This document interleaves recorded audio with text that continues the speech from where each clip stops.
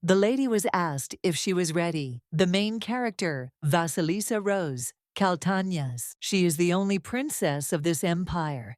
Today she will dance in honor of the gods. On this stage, with the only partner she chose, she must do whatever it takes to survive. She had seen red and discarded countless existing options to get here. But she is not sure that this man is really the right choice, and whether she will be able to survive. She didn't understand how her life had turned out this way. 4 years ago, she was 16 years old. The woman ran everywhere and looked for Vasilisa. She has no freedom at all in this life, so she is a little upset about it. In a past life, being a princess wearing a dress was just a dream. However, as I grew older, a secure position as a civil servant became a natural dream. A girl who was very drunk asked her what her dream was. She didn't dream of a mystical journey in search of the ring or other blockbusters shown on TV. She was such a realistic person. She died in the previous world and was never able to find peace.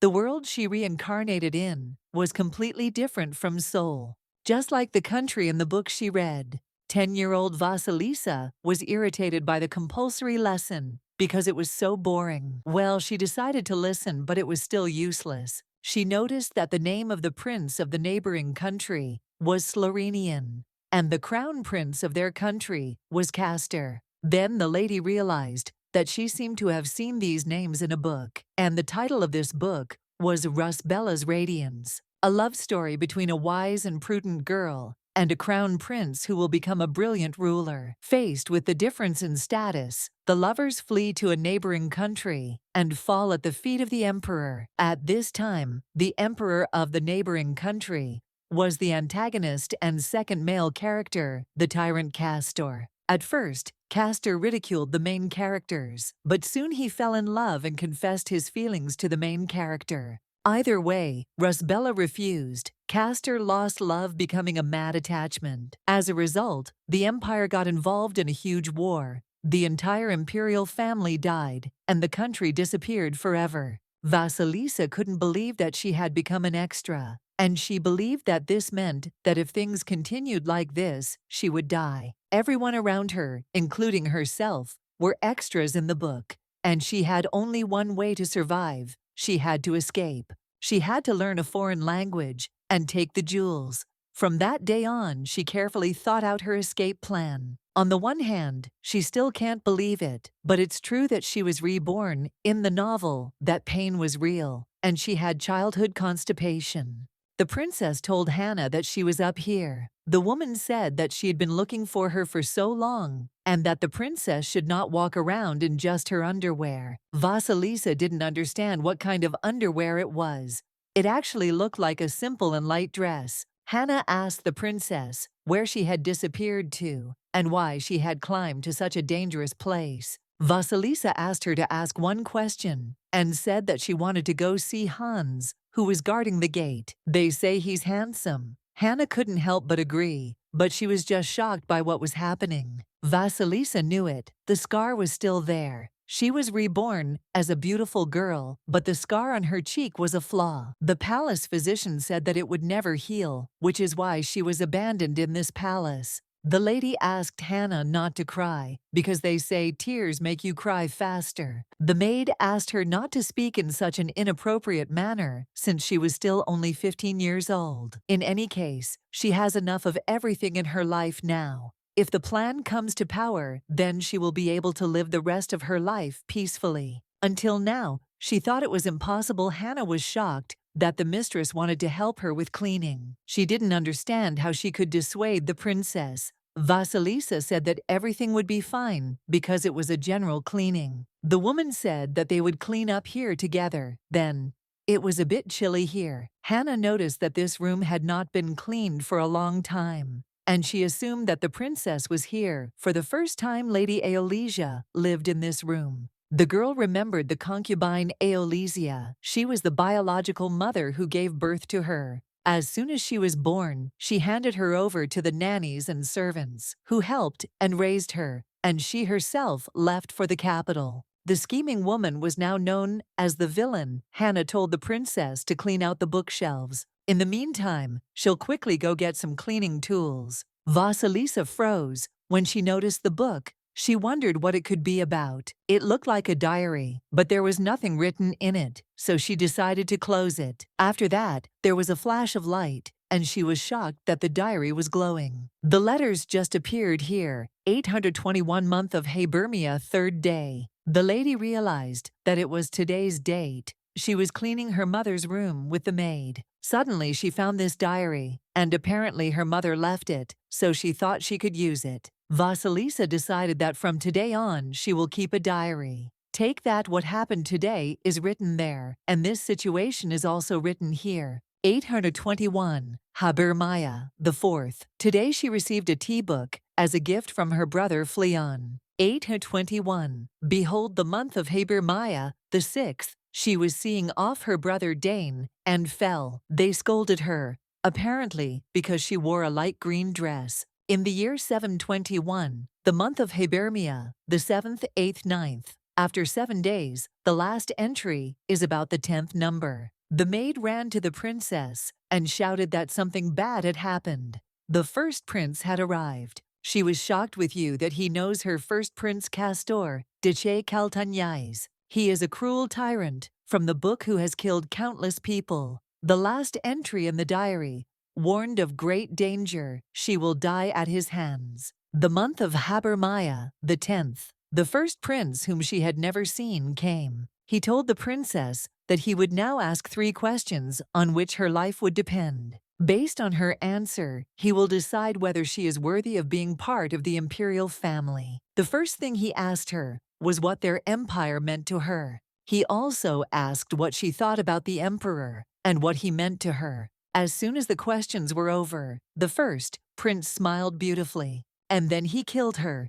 Hibernia's month, the 4th. Yesterday, she picked up this strange diary, and it wasn't a dream, so she's not sure if what's written here is true. Is it clear that yesterday's events are accurately described in it? If this diary is to be believed, she will die even earlier than she thought, and it turns out that no matter what she does, her destiny is death. Well, the girl decided that she shouldn't think so pessimistically. First, she needs to do something. The information I have is enough. Hibernia, month 5th, 1st. We need to find someone who might know something about this mysterious diary. Probably the priest should know. She then disguised herself as a maid. Priests are beings who have received the blessing of a god, and they have special powers. The 4th prince, Amor, was like that, and Amor was also close to Castor. Suddenly she froze as she heard someone talking about the rumors about the princess. They say there's something wrong with her face. She's afraid to show herself, even in front of her close ones.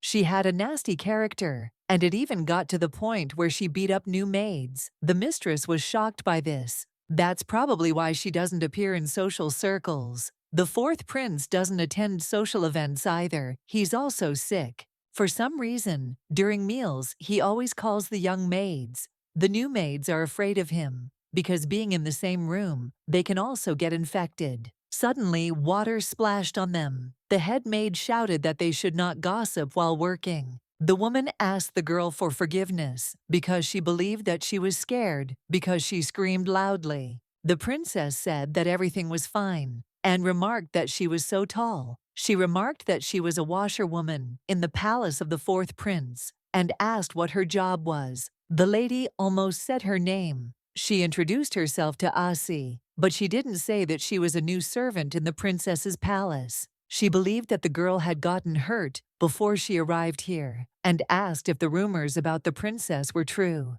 She said that she is a water shield, and apparently this is the first time she has encountered this, and this is the first time she has been in a laundromat. The girl noticed that she was simply lost. She thought, since she is here for the first time, and then she wants to give her advice.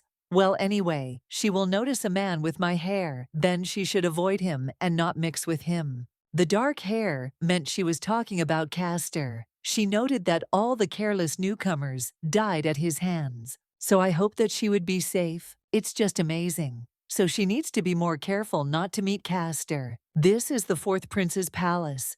She came here thinking that she would be able to find out something right away. Music. She doesn't understand what to do now, and asked what she is doing there. She didn't understand what to do, that she was a servant working in the kitchen. Burbank was in a hurry, so it was very good that she met her, and in general, another maid should have done this. Unfortunately, she fell ill during her shift, which is very strange. She should go to the fourth prince's restroom. The woman asked her if she liked it, and noted that taking care of food for a noble man is an important job. The girl said that it was not like that at all, and she liked everything. She could not believe that it happened. In fact, Rusbella's Shining was a harem novel until the middle. There were countless men in Caltania who had feelings for Rusbella, and Amor is a minor character. One of them was the fourth prince, Amor note Caltanias, a man, then tender love came and went, as a vivid example of weakness. A sincerely in love person. Of course, he was the kindest and most gentle man who loved Rusbella. He died of illness. Vasilisa was curious how sick he was. She was allowed to enter, and before her was the prince. The lady could not believe that this was the same sincere and kind man who looked like a faithful dog. She couldn't believe that they were talking about him, that he was the human embodiment of the last leaf. But she didn't understand why there was some kind of wild lynx in front of him. The prince asked her what she was staring at because it irritated him. If the last leaf on the tree turns into a man, it will be Amor. The prince was irritated because she was staring at him like that while he was eating. She thought he wanted to tell her to lower her eyes in a nice way, so the girl decided to listen to him. She thought that about the last leaf it was all a lie. The prince smiled and noted that in order not to have to apologize, I had to do stupid things. This man is ready to give up all his commas for the happiness of his beloved woman while constantly being ill. Well, now, it seems like he's going to ask her how he's worse than that bastard. Amor came to ask her what her name was. She said that her name was N,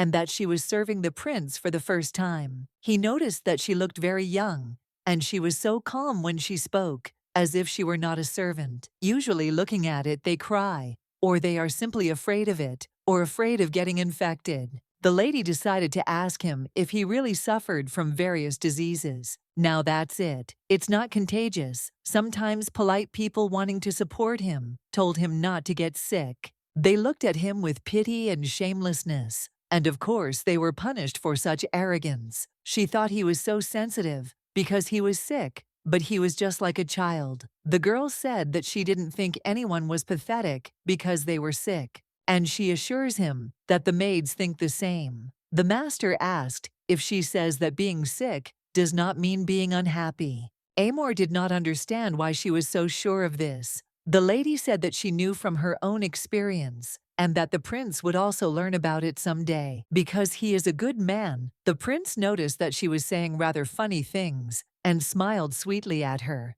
Everyone is trying to please him, but she is the first one who talks to him so simply, so he congratulates her. This young face, the color of these eyes are very familiar to him. The gentleman said that since she was able to amuse him, he would fulfill one of her requests. The girl realized that she couldn't let go of such an opportunity, and said that she really did have a request. Hello, I wanted her to stop dragging it out. Vasilisa decided that she simply had nothing to lose. She noted that this was a bold request, but she wanted to know about His Majesty the Emperor. The prince was surprised that she wanted to know about his brother, and remarked that it was a rather unexpected question. He will tell her a famous story about his brother, about what happened to the high-ranking priestess who confessed her love to her brother. The girl said she knew that, but there was probably another side to him. Basically, I noted that he doesn't even know, and in his opinion, he doesn't have any other sides. His brother is ruthless, and the fact that the palace is short-staffed is also due to his whims. He hates betrayal and believes that everyone is capable of it, and he prefers unnecessary interesting things, and he hates it when people talk about him behind his back. He'll tell her this, risking his life. Vasilisa understood that if this conversation reached the tyrant's ears, she would die. Amor hoped that she was grateful, and the lady noticed that she thanked him for telling her. He noticed that she said her name was N. and she noticed that he was curious about something too. She had something taped to her face, and he assumed she was hurt. He asked if she was in pain, and asked if he could help her with anything. Vasilisa said that everything was fine. The guy said that she could go now, because she was probably late. He will tell her a shortcut, only he knows this road. She is special, but she needs to hurry. The girl did not understand where she had to hurry. Amor said that in the west, at the very end, after all, the princess's palace was quite far away. He was having fun, so he asked her to come to him again sometime, and they could have more fun. If there is a next time at all, she is the only princess of this country. And of course, Amor knows about her, so she shouldn't be surprised by a map with a shortcut to her palace. She wanted to calm down because nothing special had happened, and besides, she had more important things to do. She couldn't believe that this map was really true. At first, she decided to go, but she heard someone's voice. She intuitively understood who it was. The man with black hair asked if she was a maid. This man is Castor, the same tyrant from the book. The lady met him purely by chance and was very scared when she realized who he was. She tried to calm down to appear more composed. She asked for forgiveness from His Highness and bowed. Since she encountered the crown prince as a servant, she should start with an apology. In that case, she needed to leave quickly, so she started running away. The gentleman who was next to him noticed that she had run away. He was surprised because it was the first time the maid recognized him in these clothes. This is Count Hernandez, Durzel de Volo, escort of the crown prince, Castor. Castor now looks and dresses like a junior prosecutor. The prince did not think that she recognized him and believed that it was probably she who recognized the count. The gentleman noted that this was possible, and besides, few of the staff knew Castor by sight because most of them were dying. He became curious about something, but he decided that they should just move on. But there was something sarcastic in his gaze. Vasilisa could hardly catch her breath, and she almost went crazy. It's good that there is no one here. She was really scared and didn't understand why she came there. It wasn't fair. She didn't understand how that could happen. She is given 7 days to survive, but she does not understand where it was seen that the strongest character appeared from the very beginning. If they had warned her about the murder, they could have at least given her a hint on how to survive. Castor probably didn't remember her face, and he wondered where she was. The girl understood that if she stayed any longer, the palace would close. She walked as she was told, but there was nowhere else to go. In that direction was a forbidden forest, and suddenly she came across something very strange and did not understand what it was at all. She didn't even know what kind of curved letters these were and decided to take a closer look. She thought that it might be a sacred language, and that made her freeze. It was very difficult for her to read because she only understood fragments, all because she learned only 16 words of the sacred language. Well, the further you read, the easier it is, and she will be able to read it. It is written there, "Come to me in the wind. He is the spring wind, the growing seeds of the west wind. He the lover of man, the controller of the winds." Zephyrus, and suddenly a strong wind arose. Vasilisa did not understand what was happening at all. She screamed, but then the wind let her go. Her head hurt a lot, and she didn't understand what had happened. And when she looked, she realized that her palace of Tyrant was there. This plate simply teleported her through the forbidden forest, and she is shocked that this happened because she didn't think that there was such a thing in the forest. At first she decided to return home, but suddenly she heard a chirp. This meaning was lost, so the bird quickly flew away from this place. Hannah scolded her a lot. They say she came back late. She said she didn't even know how worried she was, and she just left of her own free will, and all her hair was in disarray, and she couldn't find a place for herself. The princess treats her so badly every time. 821 month of Hibernia, 5th. While walking, she saw a beautiful white bird. She asked Hannah if she knew the name of the bird, but she just shook her head. Hannah said that she had often seen cats, but this was the first time she had seen a bird like this. Perhaps she came from the forbidden forest in the west. The lady decided to draw her. Vasilisa did not do what was in the diary. The content did not change at all. She even left the palace and thought that if you try, you can change anything, but this is not true at all. Amor Barma also noted that it was strange that his brother did not kill that girl when he met her. Meanwhile, when the lady was sleeping, her diary began to glow. Habermia, month 6th, day 4 days before the day of the D. The lady wondered there what kind of slab it was. A device filled with the power of a god. This wasn't in the diary. Instead, it talks about a white bird, but she didn't see it. She can't understand at all what rules it works by. She asked how many days were left and found out that it was 4 days. She didn't even know what else she needed to do. And suddenly, she saw that there was a continuation in the diary. When asked what the empire meant to her, the girl replied that it was the country where she was born and the land to which she would dedicate herself until her death. By marrying the man chosen for her by His Highness, she will contribute to the development of the country. This scene had not happened before, so the lady did not understand why this happened. And the canvas that it was because of this that she met with Amor, or because she used a stone slab. Vasilisa did not understand what the reason was and thought that all her efforts were in vain. Suddenly, someone knocked on her door and said that there would be a lesson soon, so the maid would like to help her with the preparations. The lady agreed that Hannah would prepare everything true. First, she needed to know about the power of the stone slab. Vasilisa raised her hand and told the teacher that she had one question. The teacher was in complete shock and could not believe that the princess was saying this. A boy in the class laughed and told the teacher that she looked very honest. This is Fleon Clash, Kaltan is the 6th prince. Vasilisa said that she knew perfectly well what kind of image she had in the eyes of the teacher. The guy continued to laugh. The lady knows that in the abandoned territory of the palace, there is a device filled with the power of God, and asked if this is true. And so the girl said that she would also like to try using it. That is, teleportation would also be nice. The teacher thought about it and noted that with Zephyrus's device, this was also possible. He was the god of the west wind after all. The girl asked if it was possible if there was just a device.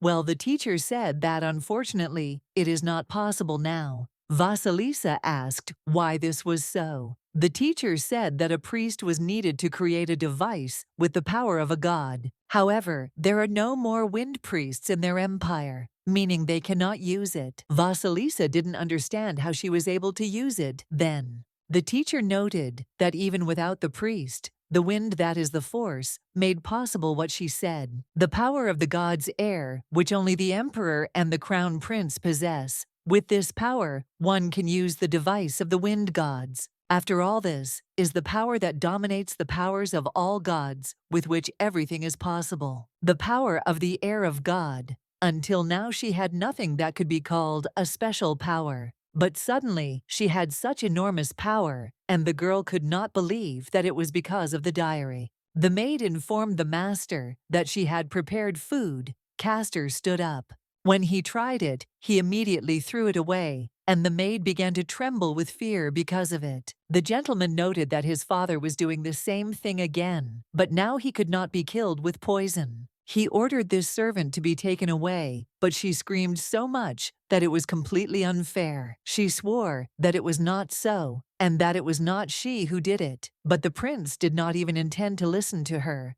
Through the soldiers of the valets this time, through the servant. When he looked out the window, he remembered the girl. He turned to Hernan and smiled. He remarked that he would soon go to the princess's palace. It was all because he wanted to see a fun celebration. The guy didn't expect Vasilisa to want to teleport. This is Dane Lowell Kaltanas, the 7th prince. Vasilisa told him not to be surprised. She was just thinking what it would be like to teleport to the classroom in an instant. The guy noticed that this is the most real, incomparable laziness, worthy of a princess. This is lay escort Asili Dane and Fleona. Vasilisa asked if this night could be shut up a little. Dane woke up and noted that apparently this is something that even Fleon cannot do. If he were not a close knight, it would be different. Dane said that what was more important was that he was going to visit relatives tomorrow, so he asked if everything would be okay with her.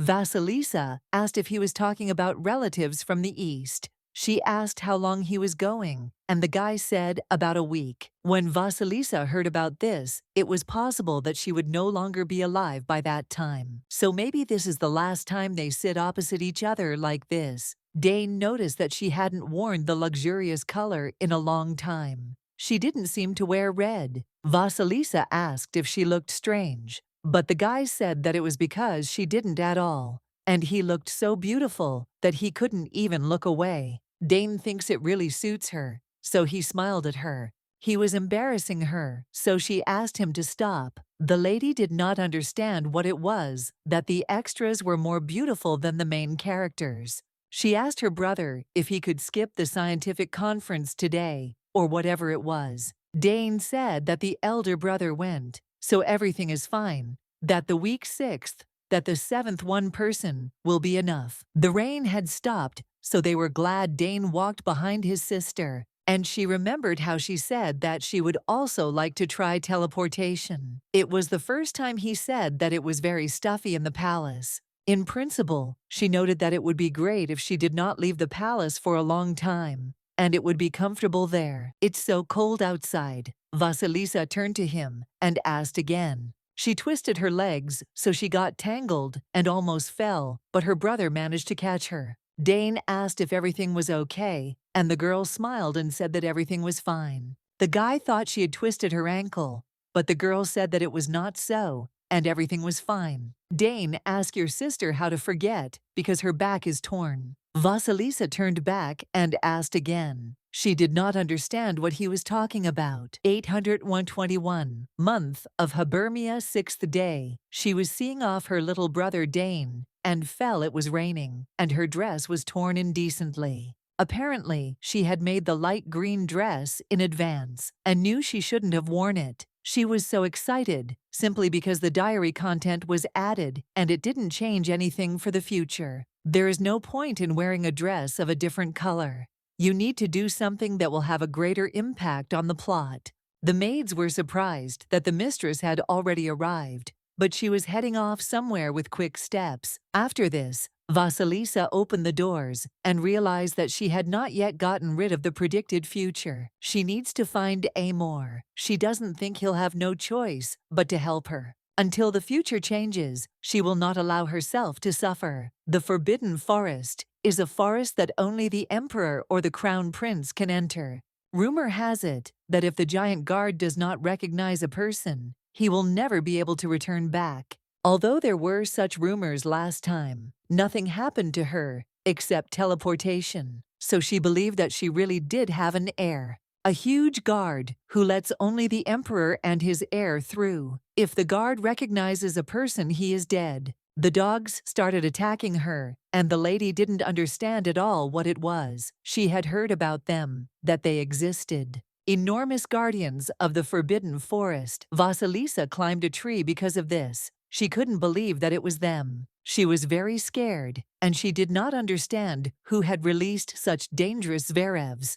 so she tried to hold on to the tree tighter. The knight found himself right next to her on a nearby branch and asked the lady what she was doing there. Vasilisa asked the lord, since when he had been here. The gentleman said that since the princess had been chased by dogs, this is his refuge. The lady was indignant and noted that he was simply observing. He noticed that she had already cleverly taken it, even before he had time to intervene, and he was simply surprised, and that was all.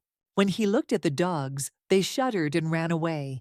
The lord jumped down from the tree and asked the lady to climb down too. Vasilisa asked if he was saying that he would catch her and she wouldn't fall. Lee said that of course he would catch her and that he wasn't joking and didn't forget about her safety. When the lady jumped down, he grabbed her tightly.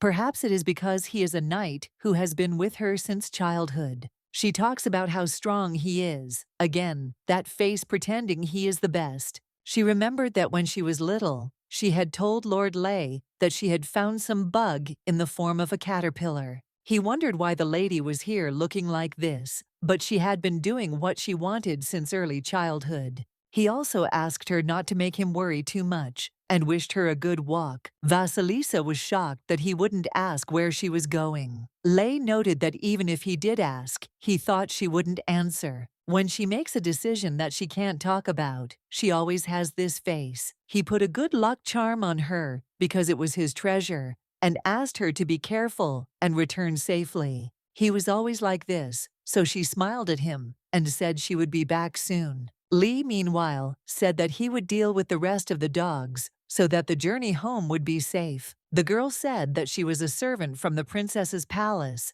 and had come to convey the princess's words to the prince. The prince didn't think she would come again. She's alive. The girl noticed that he spoke as if he hoped she would die. After this, Vasilisa smiled and said that she needed to tell him something. And this surprised the gentleman. First, she apologizes for such an outfit. The girl let her hair down and took off her headband. Vasilisa said that she thought she should introduce herself again. And on the 8th child of His Majesty, the Emperor, Princess Vasilisa Rosie Caltagnas. Last time she was tactless with her brother. He was surprised that she had now stopped playing the maid. Vasilisa confirmed this, and the guy asked why she decided to open up. The girl didn't know what to say and noted that he was going to kill her first. He knew that they were deliberately sending her along the road, that His Majesty the Crown Prince would be walking along. It's different from their first meeting. Since she's gotten this far, she has to fight face to face.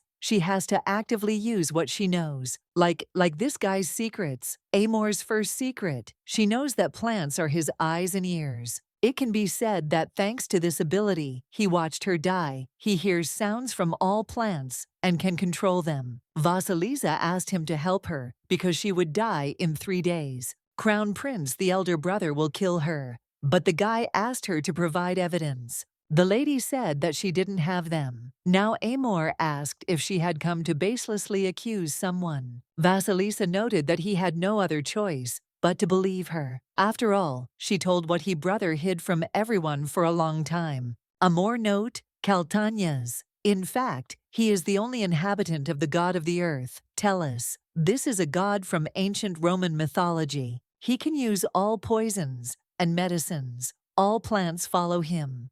Afterwards, he became the most powerful priest in the empire after Castor. But he died early due to illness. The gentleman asked how she knew about it. It's funny, he was already starting to lose his composure, but she has something else. Vasilisa turned to her brother and noted that he was taking medicine. Amor was simply horrified and began to ask where she knew all this. He was never terminally ill. Castor poisoned Amor in his childhood. He showed him the antidote and told him that he would die if he did not take it every day. The emperor made him like this, and through Castor, he passed on the medicine. Amor said that she couldn't know. He was just used, and even the main character rejected him. The most pitiful man, Vasilisa noted that she did not think that he would get angry so easily, and asked if he hated the crown prince. He tied her up with plants and said that the princess was very impudent and he could kill her right there. So he asked her not to provoke him, but rather to say what she wanted. I told her everything she said. Nonsense. So he asked what else she knew.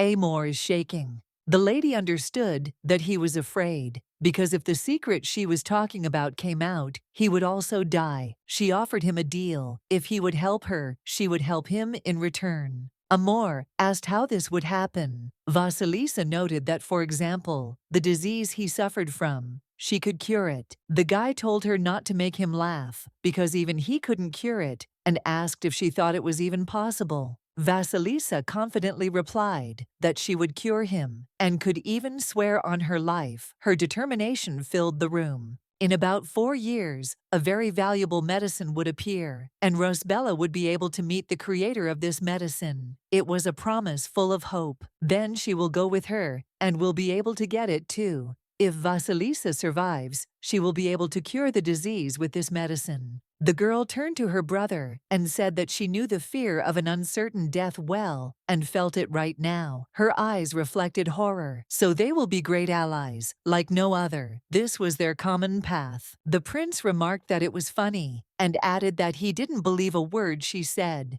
His distrust was like a curtain between them. He has too many doubts to make a decision right now, but he will believe in one thing. After that, when she leaves, he will watch her. Her every step will be in his hands. If they became colleagues, they would start with this. He suggested that they get to know each other. Vasilisa's pain disappeared. Amor told his sister to be careful, because if she lied to him, he wouldn't let it go that easily. Vasilisa tried to tell him that she was not lying, and then noted that one way or another she was asking him to protect her. Amor asked if she was asking him to be her shield, and added that he would think about it. He assumed that she would return through the forbidden forest. This is a seed that drives away beasts. It will drive the guards out of the forest. This counts as a promise not to kill her this time. After that, they said goodbye. Vasilisa decided that if this was the case, then everything would be fine. Habermia month, 7th day night. The lady understood that she had 3 days left, and today had not brought her anything special. Even searched the entire library. She didn't find any clues.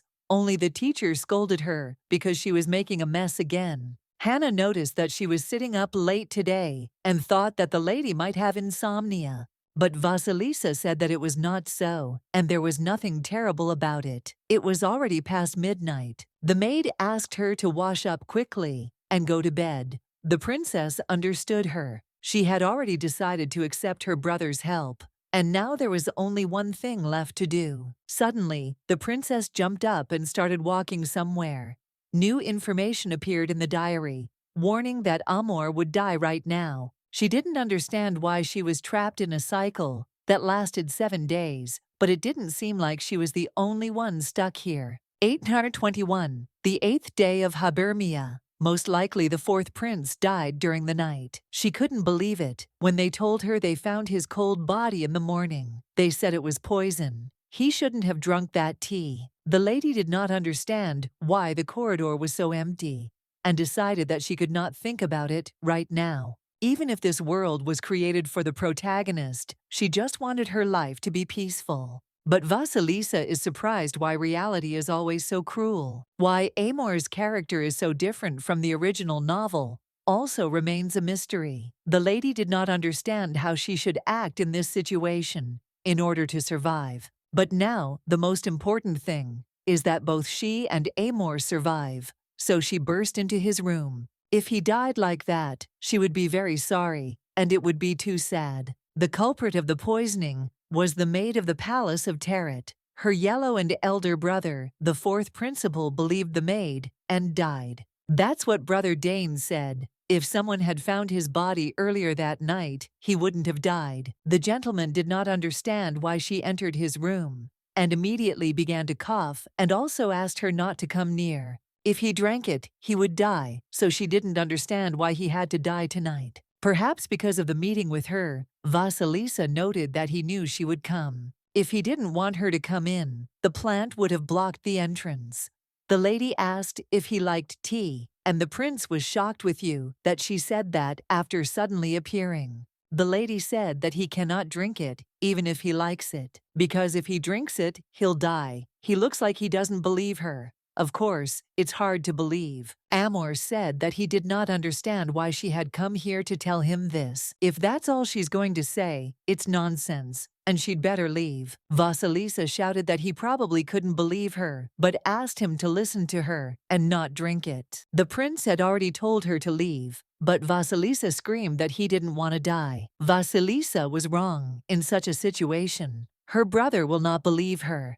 His fate turned out this way because he got involved with her, and she doesn't like it, but she doesn't understand why she should hesitate, because how she lives should depend only on her. Vasilisa said that she didn't want him to die, and promised that she would prove that it was true. The prince was furious, and asked what she was doing, screaming at her to spit it out right now. His anger filled the room. The lady did not understand why he was acting like that, and suddenly blood started flowing from her mouth. It was so painful that she immediately fell to the floor. The guy didn't understand at all why she drank this tea. His face expressed a mixture of surprise and anxiety. Vasilisa said with difficulty that she didn't want him to die. He had to live. Every muscle in her screamed for it. She didn't want to believe that she would die this way. No, it was just a game, and it was her choice. She was ready for the consequences. Vasilisa herself will decide when she will die.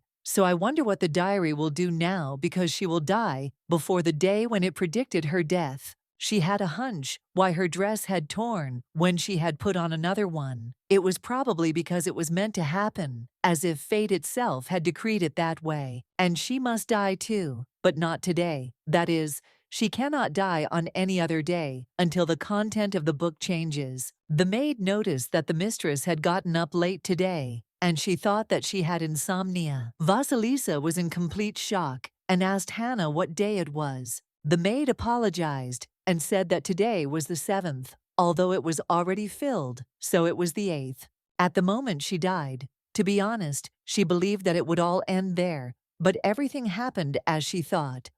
Life goes on. She wondered what would have happened if she had died earlier. The 10th day of Habermia. Her thoughts were spinning and she felt lost. But she came back to life. So she told the maids that she would go out for a short while. She went back to the past, and now she must dominate time. She entered the prince's room again and asked him not to drink it. She must save him by right. She will have to be a real ally. She wondered who had tried to kill Amor. If the emperor and the crown prince were evil, we advised that taking his life would not have occurred to them. It would be more reasonable to think that this was a murder ordered by a higher power. Vasilisa approached him and asked her brother not to drink it. Amor didn't understand why she was talking about this and started coughing just like last time. He shouted again for her not to come near him, but the girl grabbed his hand. Vasilisa told him it was poison. She read Rusbella's light to the end. Since it's not the beginning yet, she won't let him die now,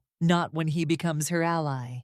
The gentleman said that he told her that he would follow her and thought that she had come all this way just to order this nonsense from him, so she should go back. If he is on her side, then she will survive too.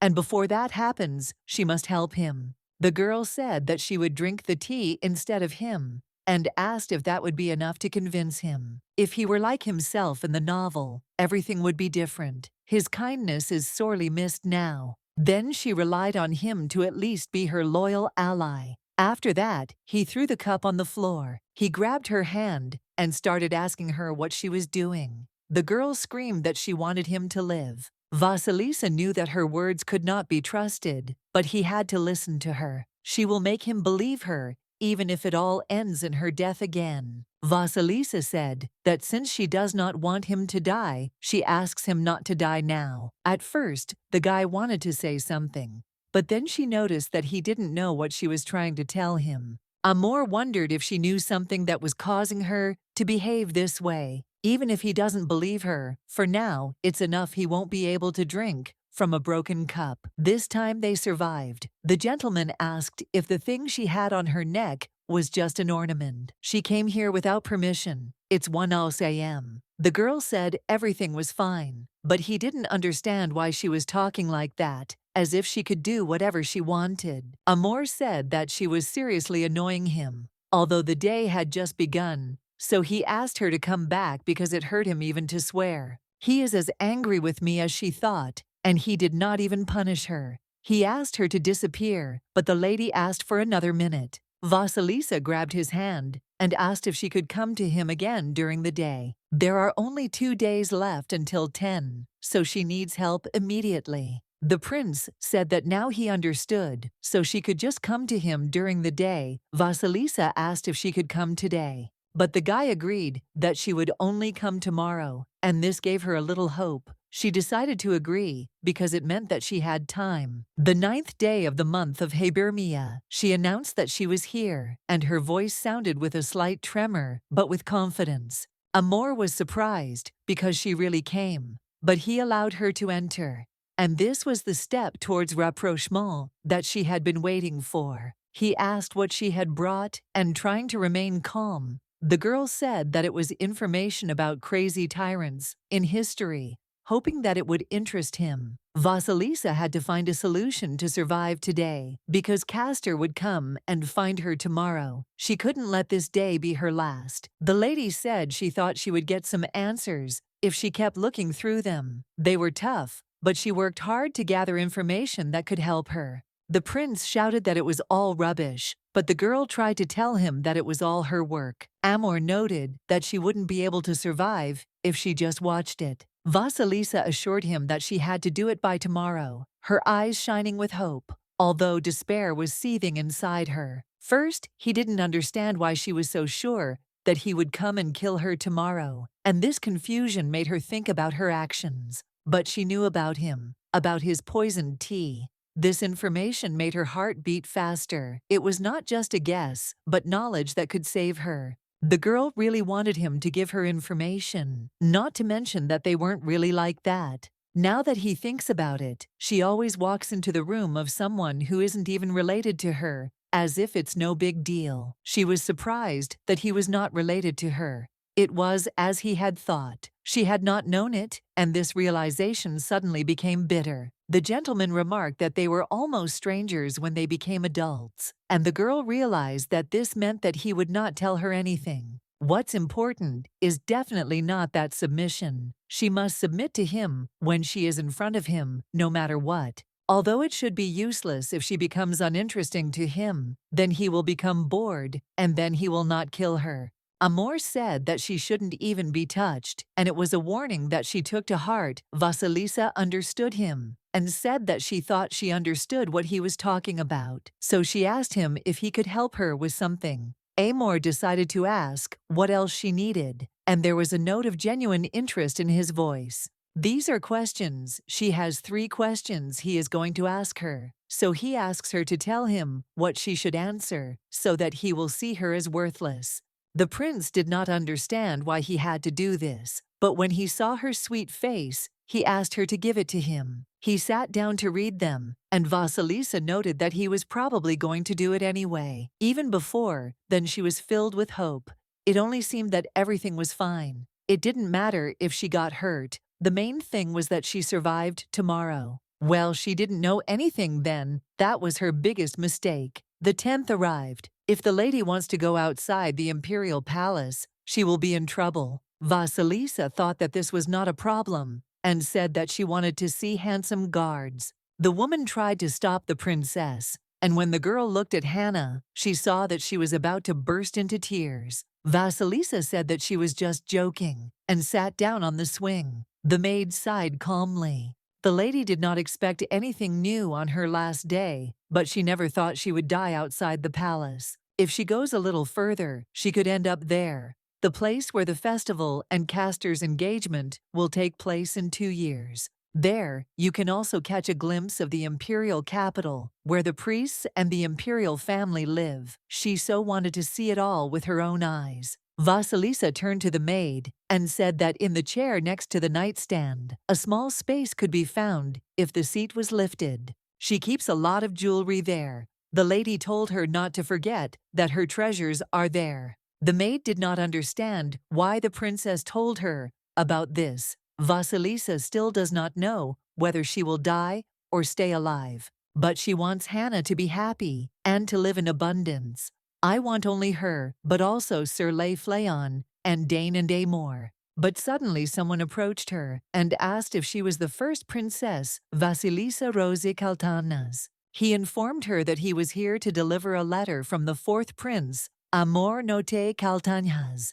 The lady was surprised, and then remembered that her brother had told her to wait for his answer. The man had said that he could not say anything about it. Well, he told him to deliver this letter as quickly as possible. She did not understand what it meant. The man said that if she wanted to answer His Highness, he would pass on the letter. Suddenly, another maid ran up to them and shouted that they were in trouble and told the princess to visit the palace. The time has come. The maid reported that His Highness the Crown Prince was looking for her. Vasilisa said that it was a great honor for her to greet the Crown Prince. The gentleman told her to raise her head After that, he smiled and asked her name. The girl said that her name was Vasilisa Rose Caltagnas. He immediately remembered and noted that it just looked out of his head. The gentleman turned to Hernan and asked him if he thought she had grown into a beautiful young lady. The gentleman said he could not answer. The prince asked what he meant.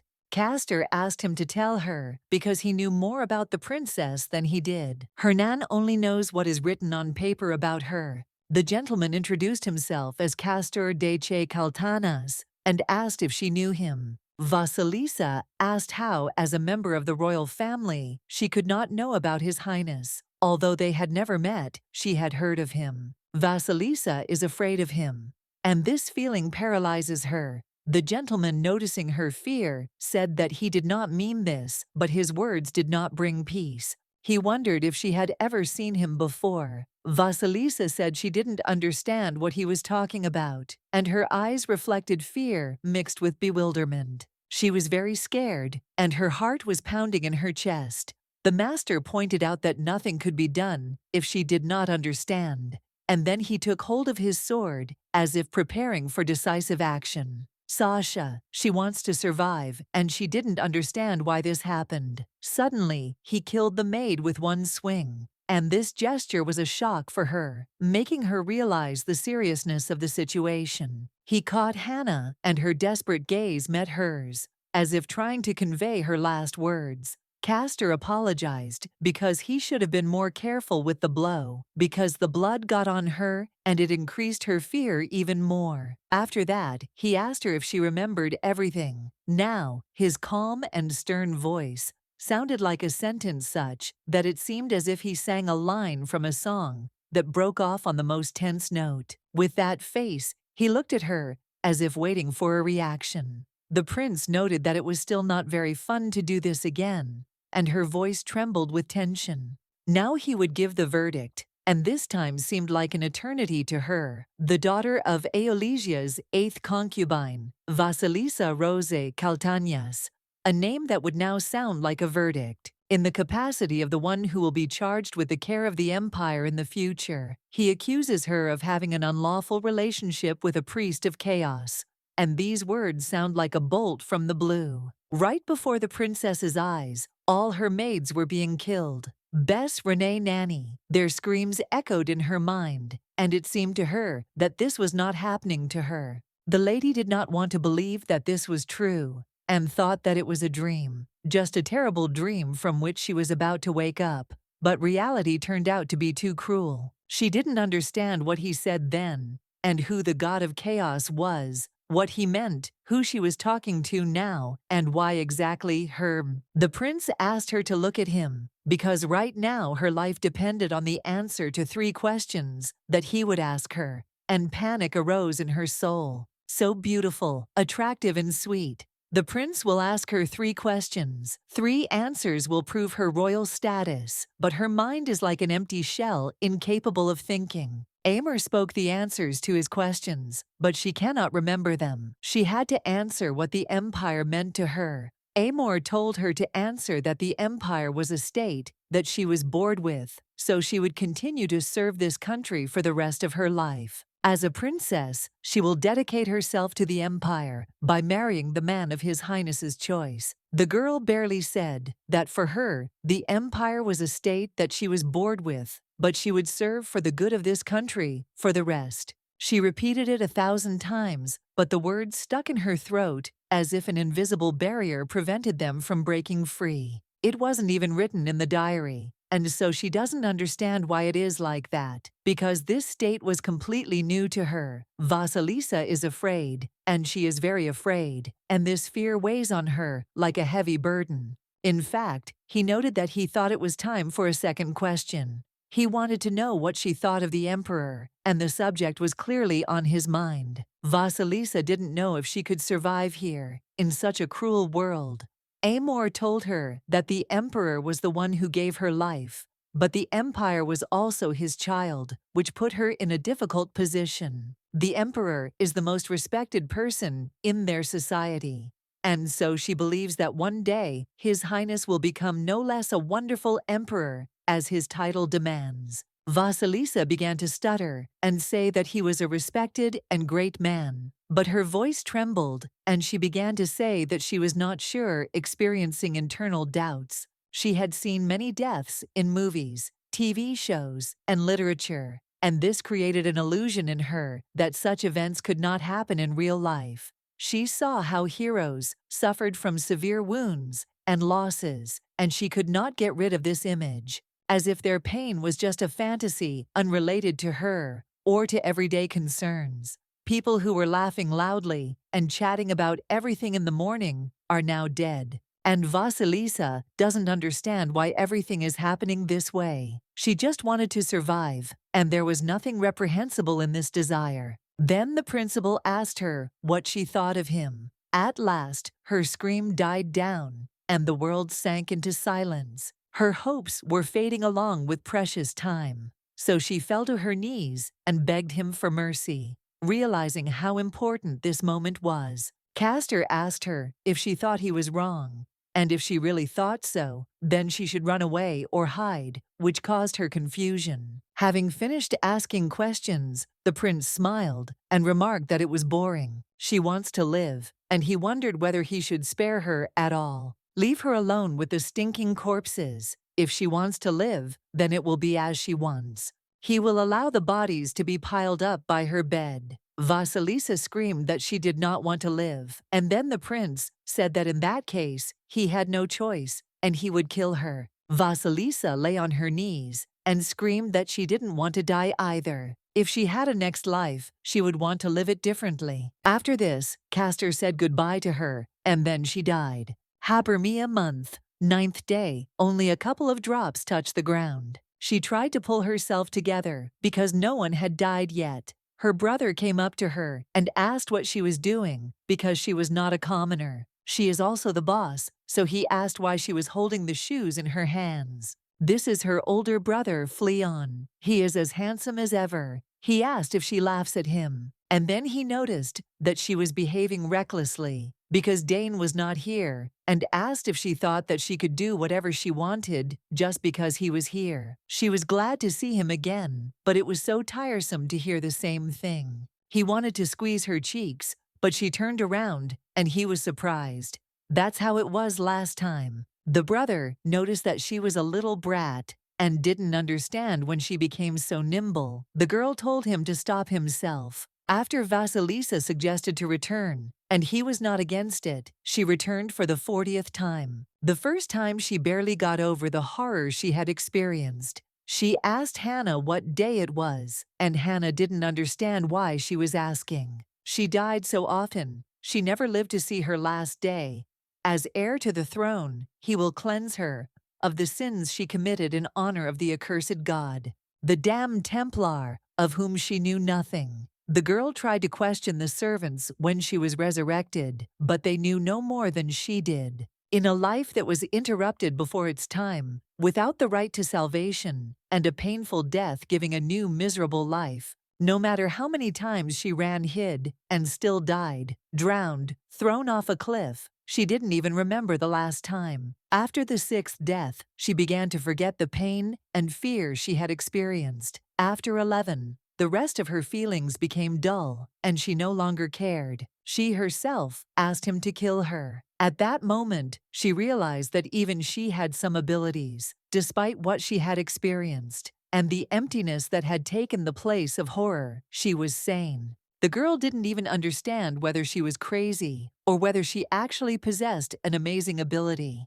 No matter how much she dies, her mind is clear and calm. She doesn't want to freeze again like a statue. The death rattle of another maid, she doesn't want that. All because any delay will cost her life. Before it is too late, she must find a way out. It didn't take long, but she found a solution and realized that Amor was her salvation. 3 hours before meeting Amor, if you cry, beg, fall on your knees, or at his feet, then none of this will help. First Hannah died, then Betty, and then Nancy. Last of all, Vasilisa died. And opening her eyes, she found herself back in her bed. She can't remember the last time she slept soundly. No matter how much another death breaks her, the people around her remain the same. If this continued, she would definitely go crazy. so the girl tried to bring herself to her senses. She still doesn't lose hope of being saved because she wants to live. Only a strong desire to live makes her believe that she has not yet lost her humanity. That's right. You just need to find a way to get out of the vicious circle, even if past attempts have not been successful. After dying 39 times, she noticed something.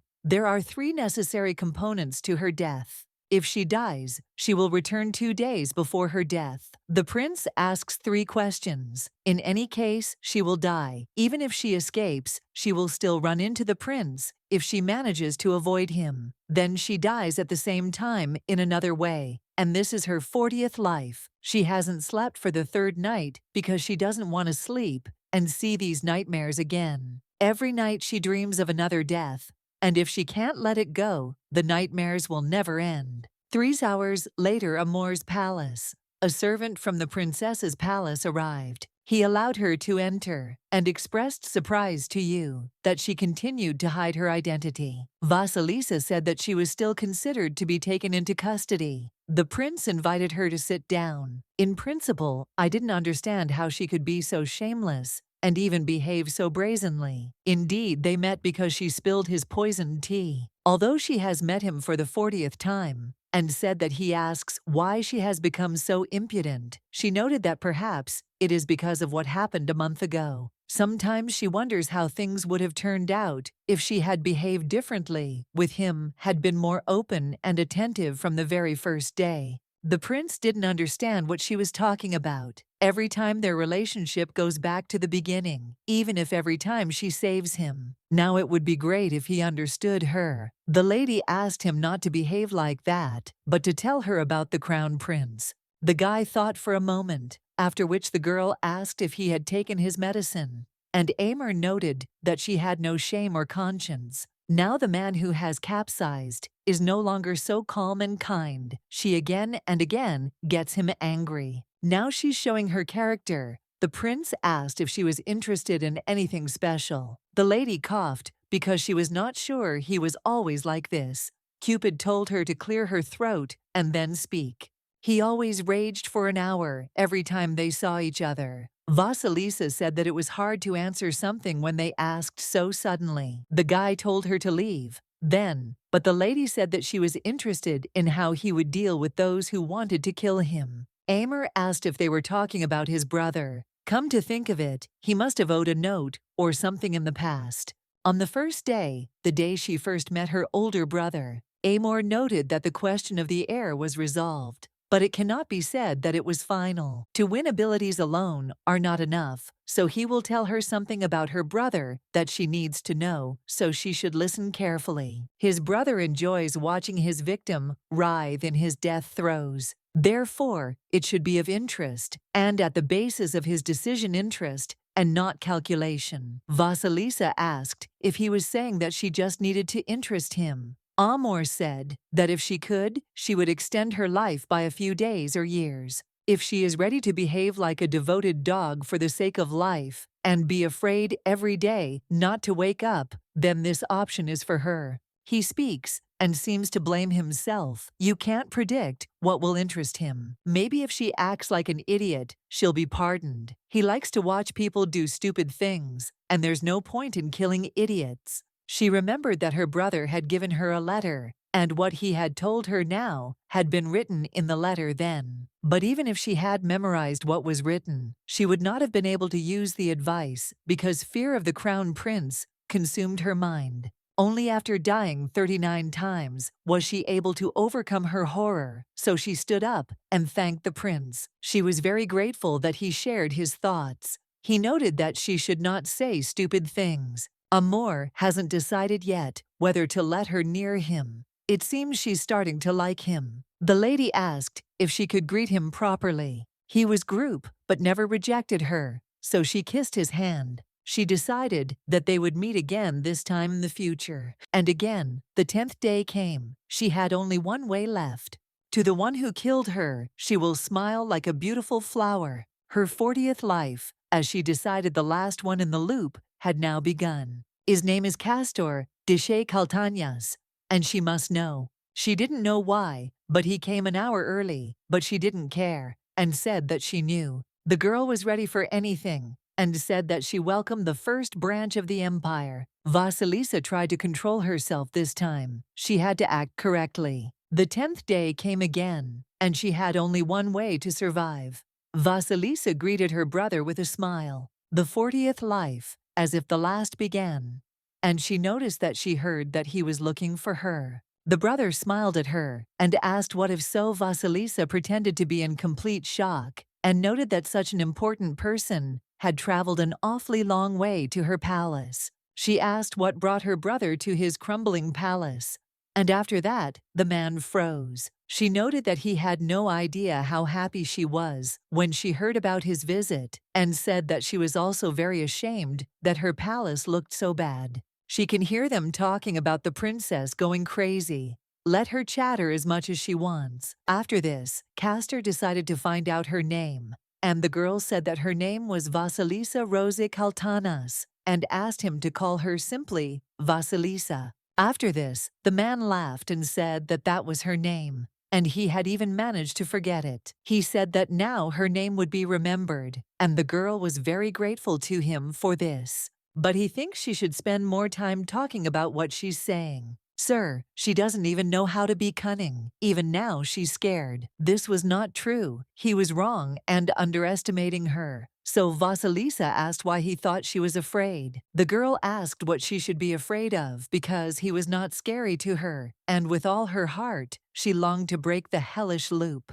Even if death awaits her again, she is ready as long as it all ends. Because of him, who time after time influenced his life, she had to bury her face in the ground. The prince was surprised that she was not afraid, and asked whether she should continue to insist that she was not afraid if he skinned her right now or cut off her arms and legs. Vasilisa noted that it did sound scary, but I wonder why he would do that. She asked him if he had any reason to kill her. Then she noted that he was probably wondering why she was so sure about it. Vasilisa said that it was simple, and she had good intuition if he really came to kill. If he wanted to kill her, he would have sent a messenger from God or someone else instead of himself. 2 complicated words. After that, the girl turned to the man and asked if he was the Duke of Devello. The man said he was Hernandez von Devello, and he greeted the only flower of the empire. The lady was shocked by how handsome he was. She remarked that she was so glad that the crown prince, her brother, came to visit her.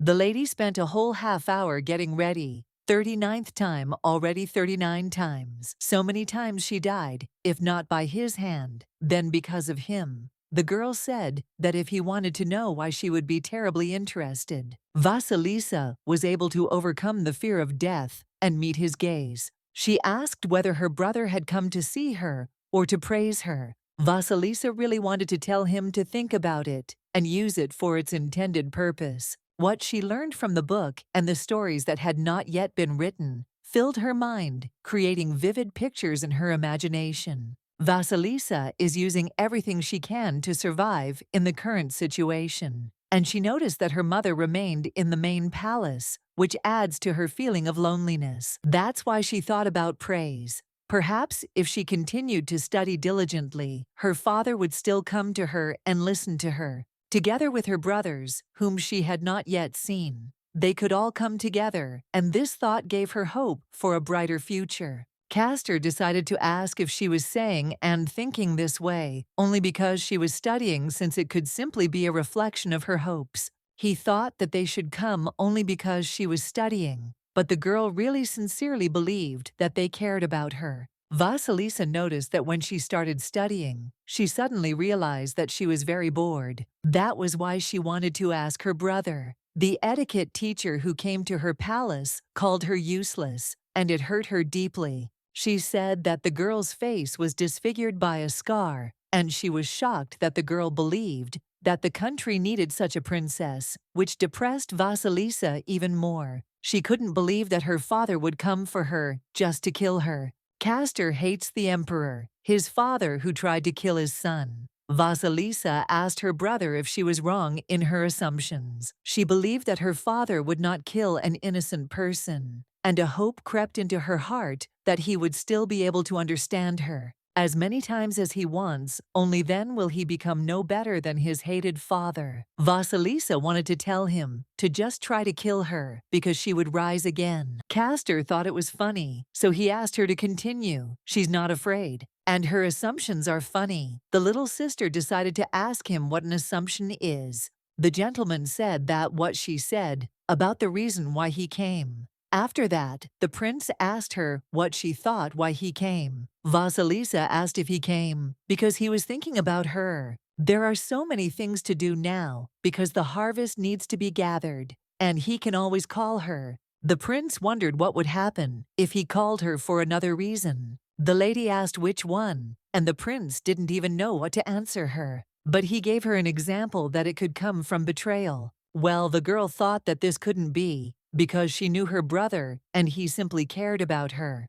Castor asked if it was really so. The girl said that it was because all the maids from the palace treated her well, so she was sure that her brother did too. In Rusbella's Light, there is a rather unusual supporting character, a lady with a flower crown on her head, so innocent that she seems stupid to those around her. Today, she decided to use her words, the words of the girl who would become Rusbella's only best friend. It can't be that the people she loves don't love her. The girl said that she and her brother are similar. Castor asked again what it meant, and the girl said that she liked him just as much as she loves her nanny, and she loves her, and her brother loves her. The principal noticed that she was interesting, and it seemed that he expected too much when he saw her. It's not bad. He had fun because he didn't know she was that stupid. He noted that the princess should be more confident if she believes in something, especially if something important to her is at stake. The prince said he came because he had to tell her about her sins. Vasilisa immediately began asking what sins he was talking about, and if he wanted something from her, he should only say what he wanted. She did nothing but wait like a wild flower for his visit. The man said that then she must survive today and answer a couple of his questions. Vasilisa asked if she would survive if she answered, but the principal noted that it depended on her answers. As the one who will become the emperor in the future, he is obliged to cleanse her sins, committed in honor of the cursed god of chaos. She puts her life on the line to answer 3 questions and prove his loyalty to the empire. First, he asked her what the empire was. He thinks she's stupid, so she should answer accordingly. Vasilisa said that it was nothing, and the empire was just the place where she was born. And if her father told her to leave, then she would leave, because girls in the families of rulers are just small change.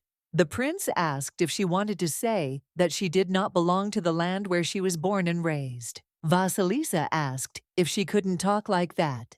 Castor pointed out that she couldn't think or talk like that anymore because she couldn't even imagine what a stupid thing she had said. The second question is he wants to know what she thinks about the emperor. The girl said that he was the one who gave her life and hoped that he would find her a handsome and strong man as a groom. He's let his guard down, but what's happening now is somehow different from past attempts. Now she remembered the contents of her brother's letter, which he sent the first time. And there he wrote that he still did not believe her, but wanted to meet again. He wrote out a survival strategy and how to become a jester, and everything is correct as he wrote it. She feels like a true jester finding strange satisfaction in it. Her desperate fight for a peaceful life for one more day becomes possible thanks to him, and she feels that she has hope for the future. The gentleman said that he would ask her one last question about who he was to her, and the girl easily answered that he was her brother, which filled her heart with warmth. She didn't even know how to say it, because he was the most handsome man she had ever seen, which caused her mixed feelings and embarrassment. And then she got scared, because she called him by his name, which seemed too personal to her, and the gentleman said that it didn't matter how she addressed him, because either way, she would be detained as a suspect in worshipping the damned god of chaos, which made her heart clench with fear and anxiety. The girl fell to her knees and said that she didn't know him, and her teacher preferred to pay attention to her smart brother Dane, so she didn't know anything about the gods, and said that it was unfair. Vasilisa told her dear brother that she was on his side and cried at the same time. She didn't know what her sin was, but she didn't believe that she had really done something so terrible. She asked him to tell her what he was doing, and she just asked him to save her. He doesn't care what she thinks, but he does care about what's inside her. He wants to rip her in half and pull out her guts. She is not afraid. These are the words she was waiting for from him. The prince ordered her to name the servant she cherishes most. It seems he misunderstood her because she was the one who brought her to the secret place. The girl understood that she should not scream and cry. She had no choice if she wanted to live peacefully with everyone. She is the only one to blame for everything because she did nothing wrong. Vasilisa told her brother that he was right. Castor noted that then she would live and smiled at her. She will smile like a quote who doesn't care about deaths, but he should know that the flower will live in spite of everything, and one day will become a Venus flytrap that will swallow him whole. Then he decided to ask the last question about whether she was really innocent. She who spent her days in peace and quiet turned her into a living corpse. Vasilisa said that she was innocent and burst into tears. Castor believed that she would then do something for him, and the girl immediately agreed to it. The girl pressed her brother's hand to her face and said that she would do anything for him. She tried to smile. Disgust, hatred, and disdain. That's all he could show her. Hernan is the one who is the observer. The gentleman reported that he was glad. His mother turned away from him in disgust and eventually ran away. She who doesn't know him believes his every word and extends her hands. Therefore, he will repay her in kind. And now he will leave her and ask that they get rid of that sinner, Hannah. The girl thought about the same shaft, Hannah, or already from the glass with blood. If her death will help to break the loop, then she is not sure that she will be able to come to terms with her death. The prince told Hernandez that it seemed their little informant in the 4th department was dead. The gentleman asked if she had heard that a place had become available for her. Now his verdict has been given. He will allow her to be near him. But now it is time for him to go. He told Vasilisa that they would see each other later and began to leave. After this, the mistress immediately rushed to Hannah. She asked the other maids if she was breathing and asked them to quickly move her to another place.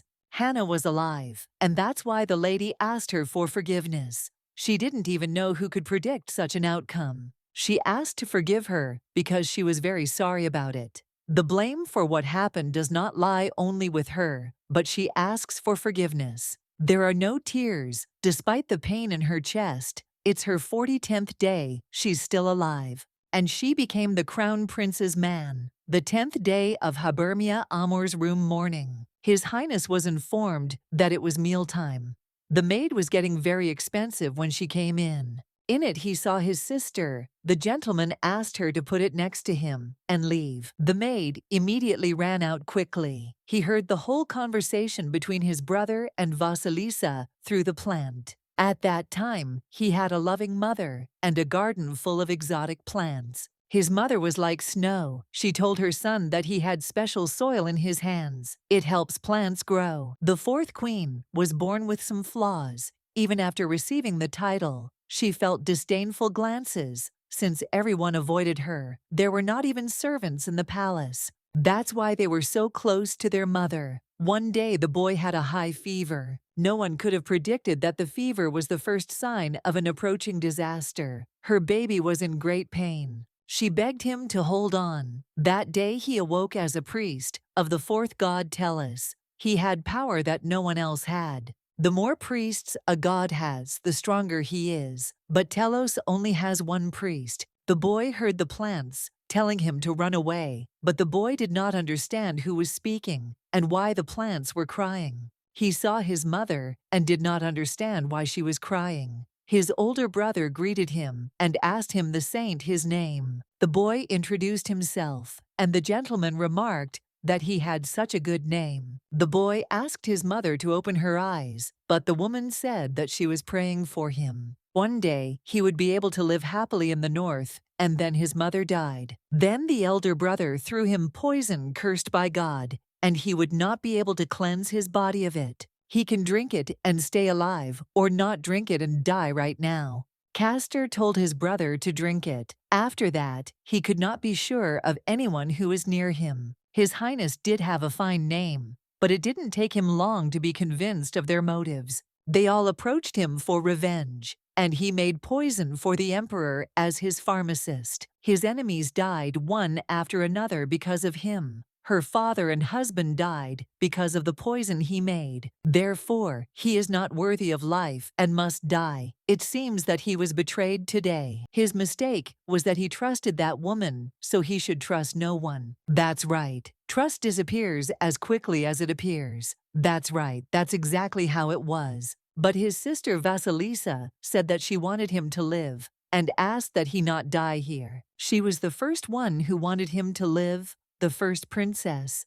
Habermia's month the 7th, she tells him again not to drink it. Hernan came to him and asked how it happened that the prince did not die. Not long ago, there were several attempts on his life, and all were unsuccessful. The gentleman asked the prince if the plan was for him to drink poison and hide, and he would have to find and bring to justice the one who killed him. They know that the second prince's family, who run the Temple of Wisdom, is behind the assassination attempts. He remembers them. Of course, he was also surprised by how the princess behaved. Her visit was quite sudden, but he believes that nothing can be more important than catching the enemy red-handed. Amor noted that no one could know about this, and he thinks that he did not want to drink the poison in the first place. Hernan asked the gentleman if he remembered that he would not die if he drank it. The boy remembered again how his sister said that she wanted him to live. Hernan said that if it was his decision, then there was a good reason.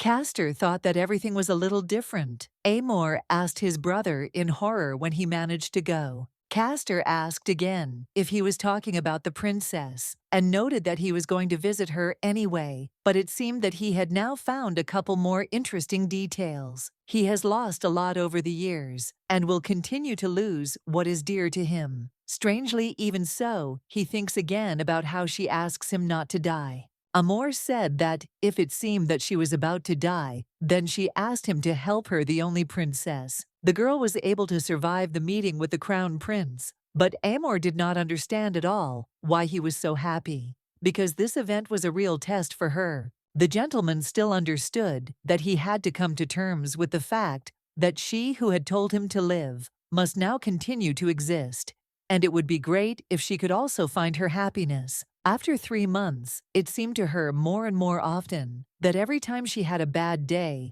the weather outside was wonderful and clear, which made her mood even stranger. The weather on the 10th day of Habermia was always clear and sunny, and 3 months ago the Knight of Castor came for her and transferred her here to a new life, to the 4th administrative building. On the very first day, it turned out that her immediate superior would not be Castor, which was a surprise to her, and the head of construction was a man who occupied the highest position in the 4th administrative building, which caused her some concern. On his orders, she was assigned to greet guests and carry out minor errands for the other workers, which seemed rather boring to her, but necessary. For the sake of work, she hides her true identity.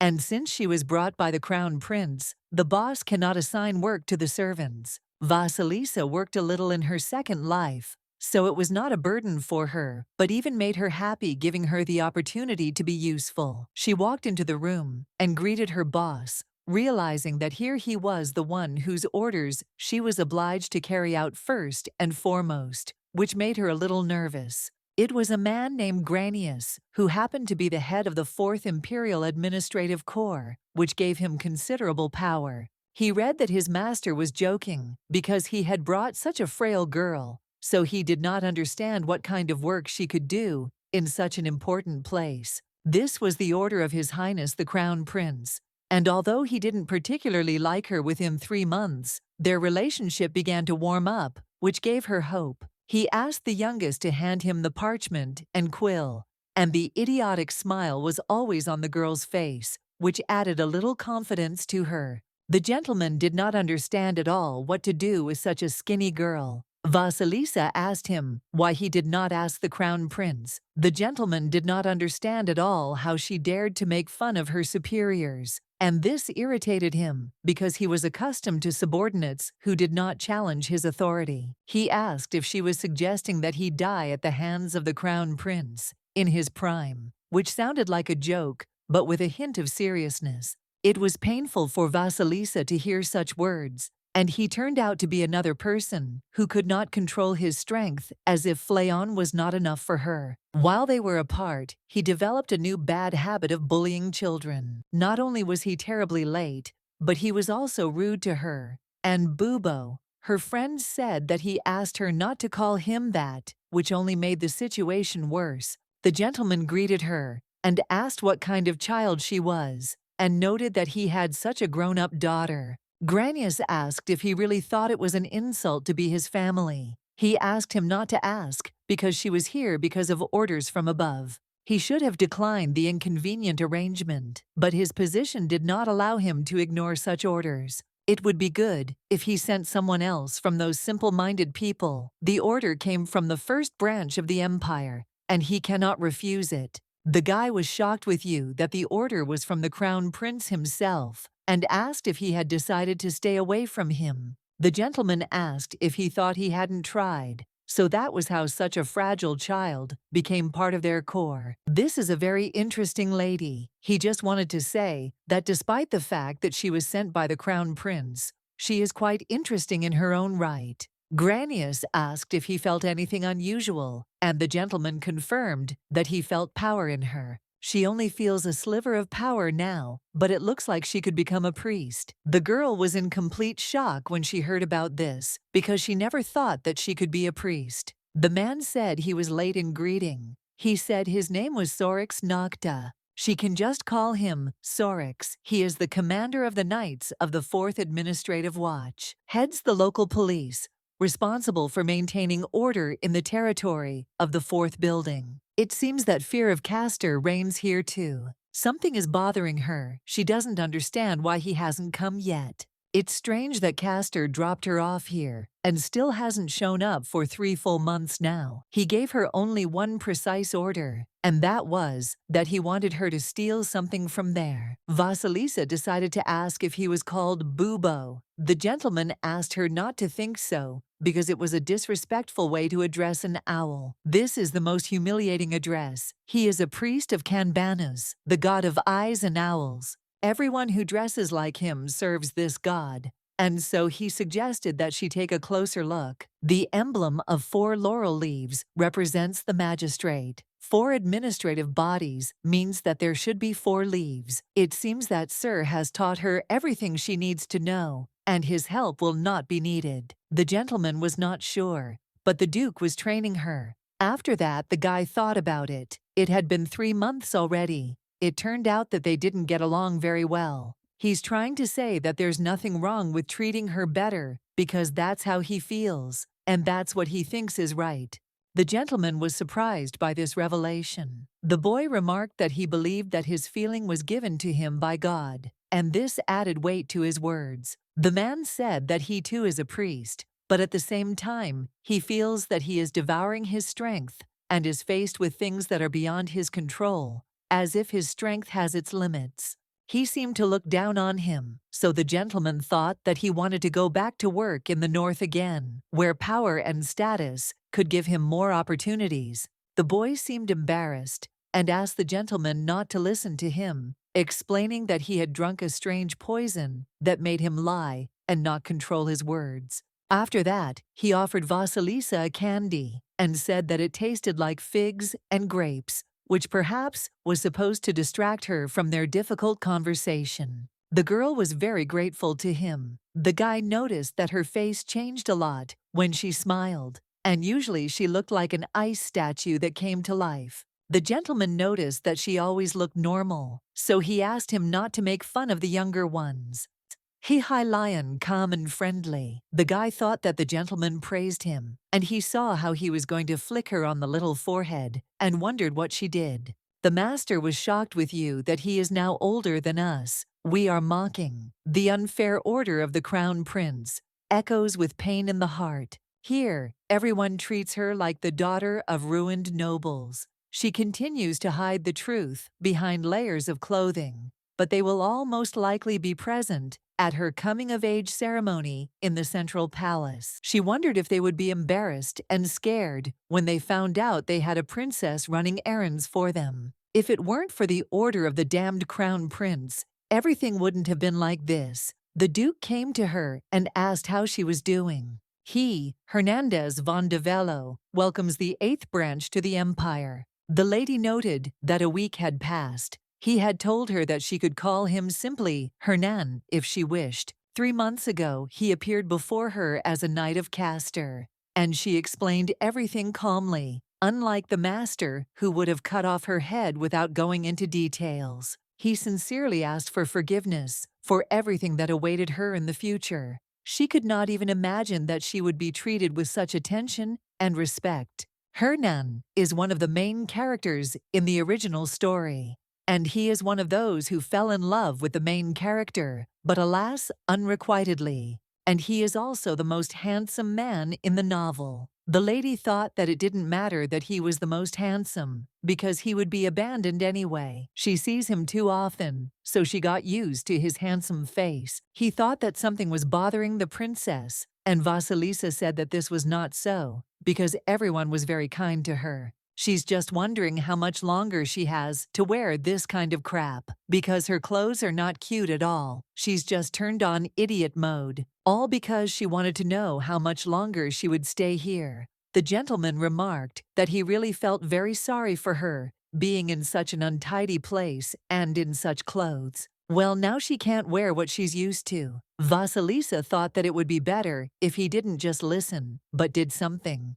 Just like in the book, he is gentle and friendly. He can even calmly interact with a naive, stupid princess, not knowing what good is. But so what? He's the one who calmly watched her die, and he's the one who doesn't interfere. He is the envoy of the crown prince, who trains her to work in the 4th administrative building, and she thinks he is also involved in surveillance. The gentleman asked if she understood what he was talking about. The lady was sure of this and asked me why she needed to learn this. Instead of spatial explanations, she would like him to tell her more about what she should find here. Castor told her to steal one thing, but he didn't give her even the slightest hint as to what exactly she should be looking for.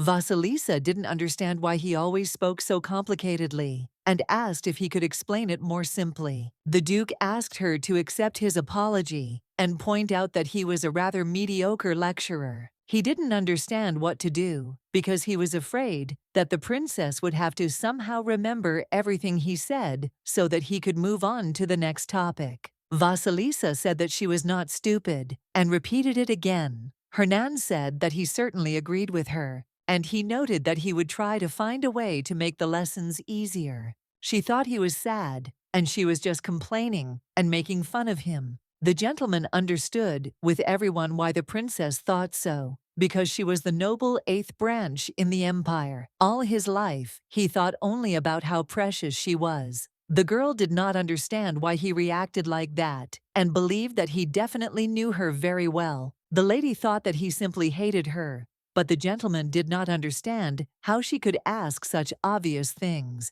She seems to understand why Castor has placed the care and responsibility on the shoulders of this man from the world of Rusbella. The man was fully attentive, and the lady thought that he looked like a faithful puppy. The lady thought that he liked her and asked if he could marry her. The Duke said that if she wished, he would not be able to refuse such an important person. The reason he comes to her every 2 days is his desire to take care of her and protect her from danger. Vasilisa has difficulty understanding what he is talking about, but she does not understand why this is so. If he felt something for her, then she didn't understand why he never helped her save herself, so she didn't know how to react, and she assumed that it was because of this that he wanted to protect her. Hernan did not understand at all how he could leave the princess alone in such a place. Vasilisa asked him to answer her honestly, then that her brother had ordered to steal her. She did not understand why she did not tell,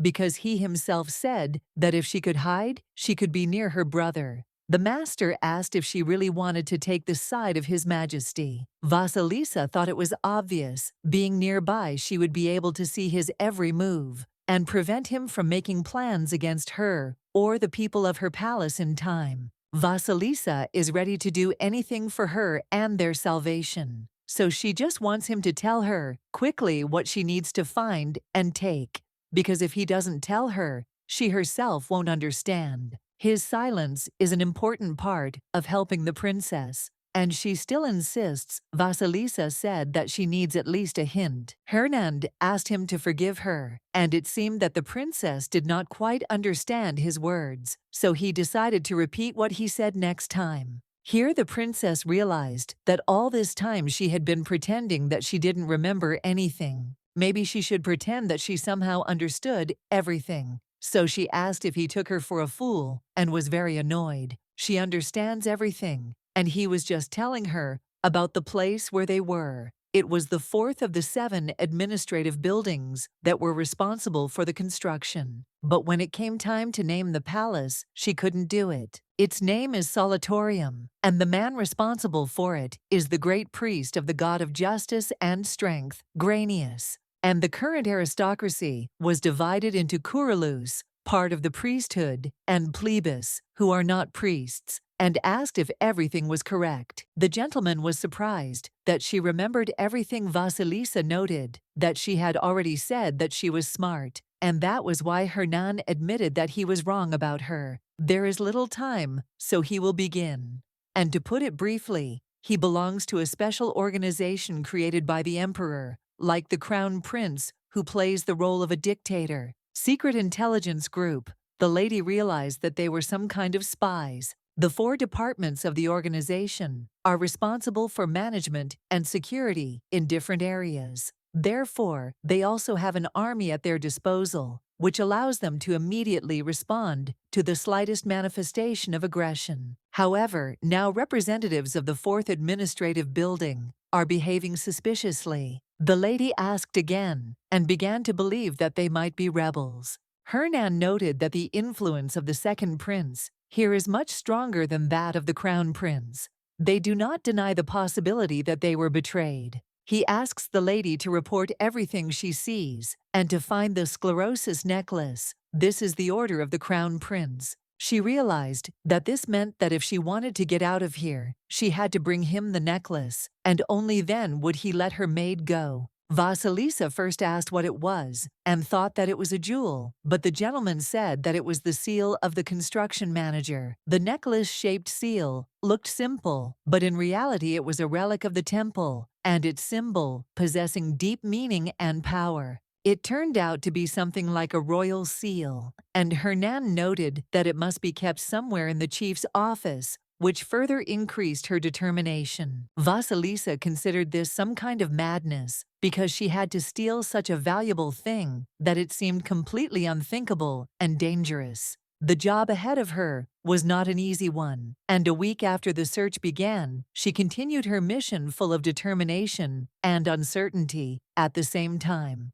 Today was the 7th day, and she tried not to attract attention, searching the office little by little, carefully choosing the moments for her actions. She reached the back of the table, but found nothing there, either. She wasn't sure, but it seemed the seal had been hidden in a more secure place than she had expected. And she has no idea where to start, and she can't rely solely on what she's been told while she's collecting information and passing it on to the organization. They felt that they were asking too much of her, a simple fool, and suddenly she noticed a keyhole, which gave her a surge of hope, so she decided to try to open it. When she realized that the key did not fit, she was confused. It seemed to fit, but it did not turn, and this left her at a loss. She began to rely on the fact that she would need to be as strong as Granius to handle this task, but this only added to her feeling of failure, and yet another failure. Fenny was surprised to see the child come early today. He is a priest of the god of clouds and feathers, and also Granius's secretary. Vasilisa greeted the gentleman, and he was surprised that she was no longer afraid. The girl noted that 3 months had already passed, and he still makes her float every day, even if he uses the power of a priest. She thinks that she is heavy. The gentleman remarked that lifting her was like lifting 3 feathers. The gentleman said that since he had come, he should do his work and not play with the child. Fenna turned to the chief and asked him who he thought was holding up the unfortunate security department, and if there was a person in their corps who was more devoted to the common cause than he was, then let him take a step forward immediately. Fenna sounded like he was asking if he could do whatever he wanted during the break. The girl was finally back on the ground. The master ordered him to stop and better go to the second administrative building. Fenna said that he would go officially refuse to change their warriors, and the girl did not understand how she could continue to look for the necklace and thought that there was another way to turn the key without using monstrous force. The gentleman thought that this was a trifle. Something was bothering him because her pendant was too expensive for the daughter of ruined nobles. He asked if she thought it was an unfortunate miscalculation. Granius said that he would do his best to protect the princess from any danger. The girl did not understand at all how he recognized her. After that, she came to the second prince, and he noted that 3 months later, she was finally caught. She's not sure. Maybe she was caught, maybe she wasn't. But she thinks he knew everything from the beginning. The prince heard that on the day they met, he slammed the door so hard that he almost broke it, and noted that he was aware of the difficult character of the construction manager Granius. However, he is one of those people who will fly into a rage and start destroying everything around him. Just because he was entrusted to me with just a child and a girl, and her assumption may be correct. Vasilisa noted that it seemed he didn't know the master very well. Amor said that he had once brazenly cut down a couple of trees near his palace before leaving, and everyone knew that he was hot-tempered. The lady was guilty of asking why he did it, and the guy replied that it was all in order to recruit him, or something like that, but he wonders why she is asking about it. The girl asked if she could ask such a question. The gentleman asked her not to change the subject. She had to answer. The lady remarked that she was not sure she had a bad habit. She went through many reincarnations, and each time only he did not change. Therefore, only with him can she laugh openly or cry bitterly, even if he doesn't remember anything that happened. You shouldn't pay so much attention to her words. Only here can she honestly talk about what she thinks. The gentleman asked if she wanted to tell him that he was not to be feared, and smiled at her. It's so peaceful. I also wonder where those who died from it are now. The harder life gets, the brighter Amor shines her little flame, and the only one who remains unchanged in each of her reincarnations. The gentleman asked what she was thinking about so much that she completely forgot about her interlocutor. She hopes that he will be able to continue living, so she turned to her brother and asked what the best course of action would be to save her life. Amor did not understand at all why she was asking him when it was about her own life. Of course, he will try his best to protect the princess from any danger. Vasilisa remembered these words and said that it was all because she had no support. She felt sorry for herself because she was able to avoid death, but now she was forced to spy in a place where everyone was against her. She asks him for help. She doesn't need much, just a little hint. Amor did not understand why she told him everything so confidently, and the lady noted that it was all because they were comrades who managed to survive, and he is the person she wants to continue working with in the future. This made the prince blush. He thought she was talking nonsense, and noted that while the fourth administrative building might appear to be under the control of the second branch, it was in fact the only neutral zone. Granius is a fair man and an outstanding statesman. Perhaps he will not protect her from wounds, but he will try to save her from imminent death. She thought it was a hint and noted that he was right, and it seemed to her that this was in his style, and that meant that she needed to make him start liking her. The brother noted that then perhaps it would be possible to make her life easier, and asked if she had the gift of evoking pity. The lady asked if her brother felt sorry for her. The princess did not understand at all how she could even say that.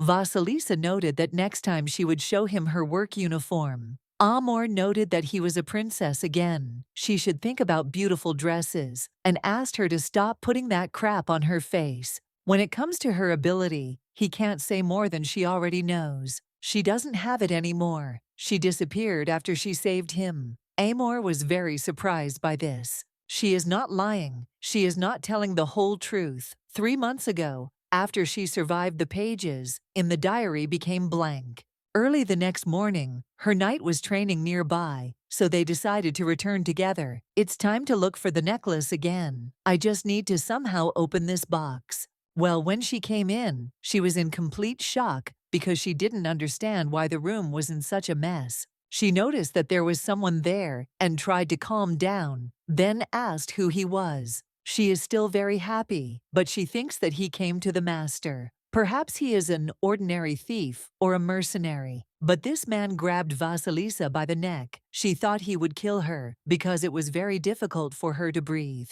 The girl did not understand at all why no one was coming, and why she was the one who had no strength. Suddenly, she felt her diary, and the man immediately let her go. The girl barely cleared her throat. She asked him if he was a thief, but he immediately jumped out of the window. Now he is on the first floor, so the girl decided that she should detain him. She needed to jump, and it seemed she saw a necklace in his hands. She was helped down by the Lord Priest Fenna. She shouted that the man was a thief, so he had to be caught. He had stolen something from the Lord's office. Fenny was in complete shock and shouted to her that he would be right back. She forgot something. Now she can't see the future through any, so there is no guarantee that she will be resurrected again, but she is not afraid of death. Anyway, what she felt when he squeezed her neck, it was a very strange feeling. The thief was also holding the necklace in his hands, and he stole it right in front of her, and she can't be wrong.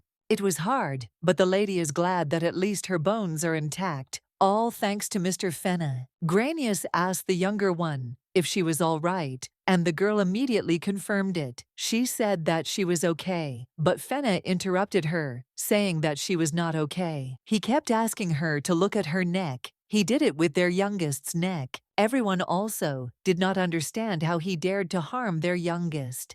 The gentleman noted that he heard that she ran after the criminal. Fen noted that he caught her when she fell from the second floor, and he chased after the thief, but he was able to escape. Another man reported that they had fought, and he seemed to be a talented fighter, and thought he might be the priest of Consolatio. Consolatio is the god of bandits. Better listen to the mini-expert. The expert is already here. As a result of the check, the assumption was confirmed. This was said by Mataus, who is the commander of the patrol and the priest of thieves. Vasilisa's injury makes itself felt again, and her thoughts are interrupted when the master begins to ask the chief what exactly was missing from the castle. Everything that had value remained in its place, even those things that were included in special lists for protection and accounting, which was somewhat reassuring. However, the rat decided to encroach on the most important thing in the castle, the Scalos necklace, which was legendary and was the keeper of ancient secrets.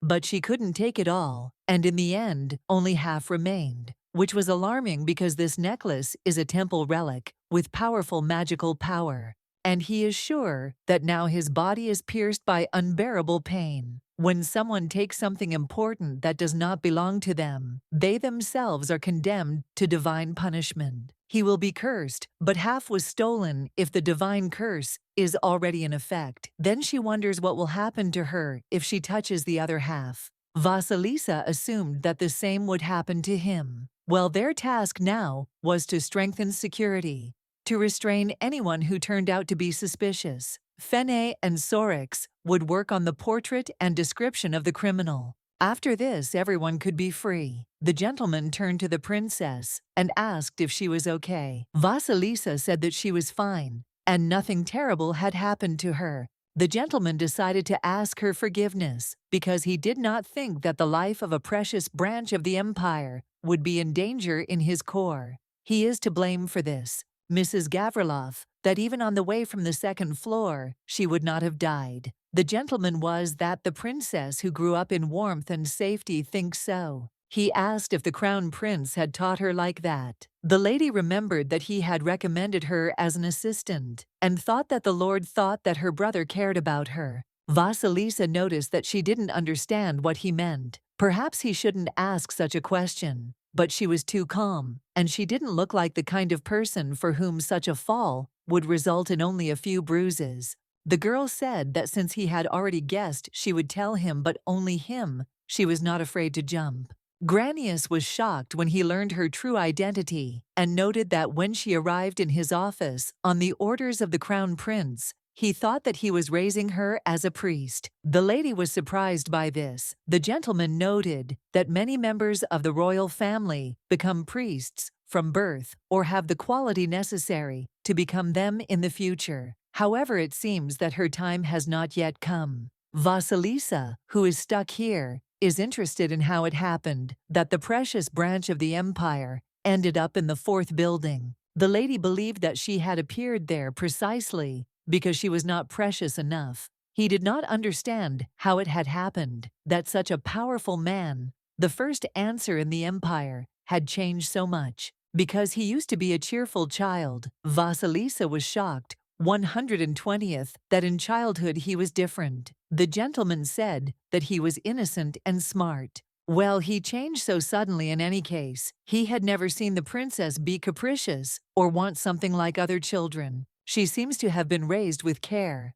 but she is bad at cleaning, but stubbornly makes tea and carries out even the most insignificant errands. And he doesn't understand at all how the precious branches have enough patience for this. Vasilisa asked if he wanted to say that she was strange because she didn't create problems and didn't throw tantrums for any reason. Granius added that even her answer might seem strange. She was simply trying to act more mature. He hadn't expected anything else. How can you not look? Her gaze is the same as that of the dead. It's a pity. It was impossible not to notice how badly his influence was affecting her. The only time her eyes sparkled was when they spoke of the place. Just like the fourth prince, she should go back early and have a good rest. Vasilisa realized that she was in big trouble. If Hannah saw her neck in such a state, then trouble would be inevitable, and she needs to change her bandage, but she doesn't have the slightest idea how to do it. She didn't even know who to ask for help.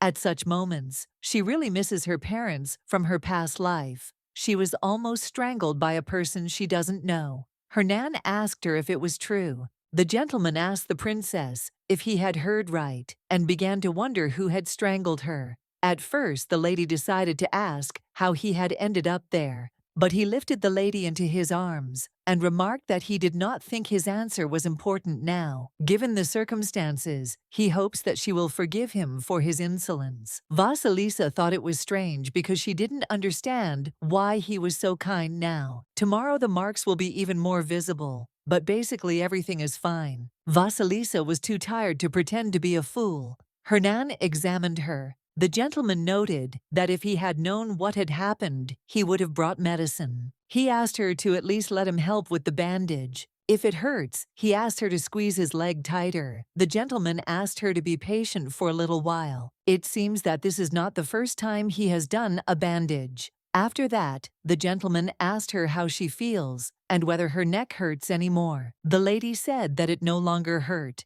and the Duke sighed with relief. If she was scared or in pain, she should tell him right away. The gentleman thought she was very scared. The lady tried to convey to him that she was okay and noted that she was very scared, but the culprit was able to escape.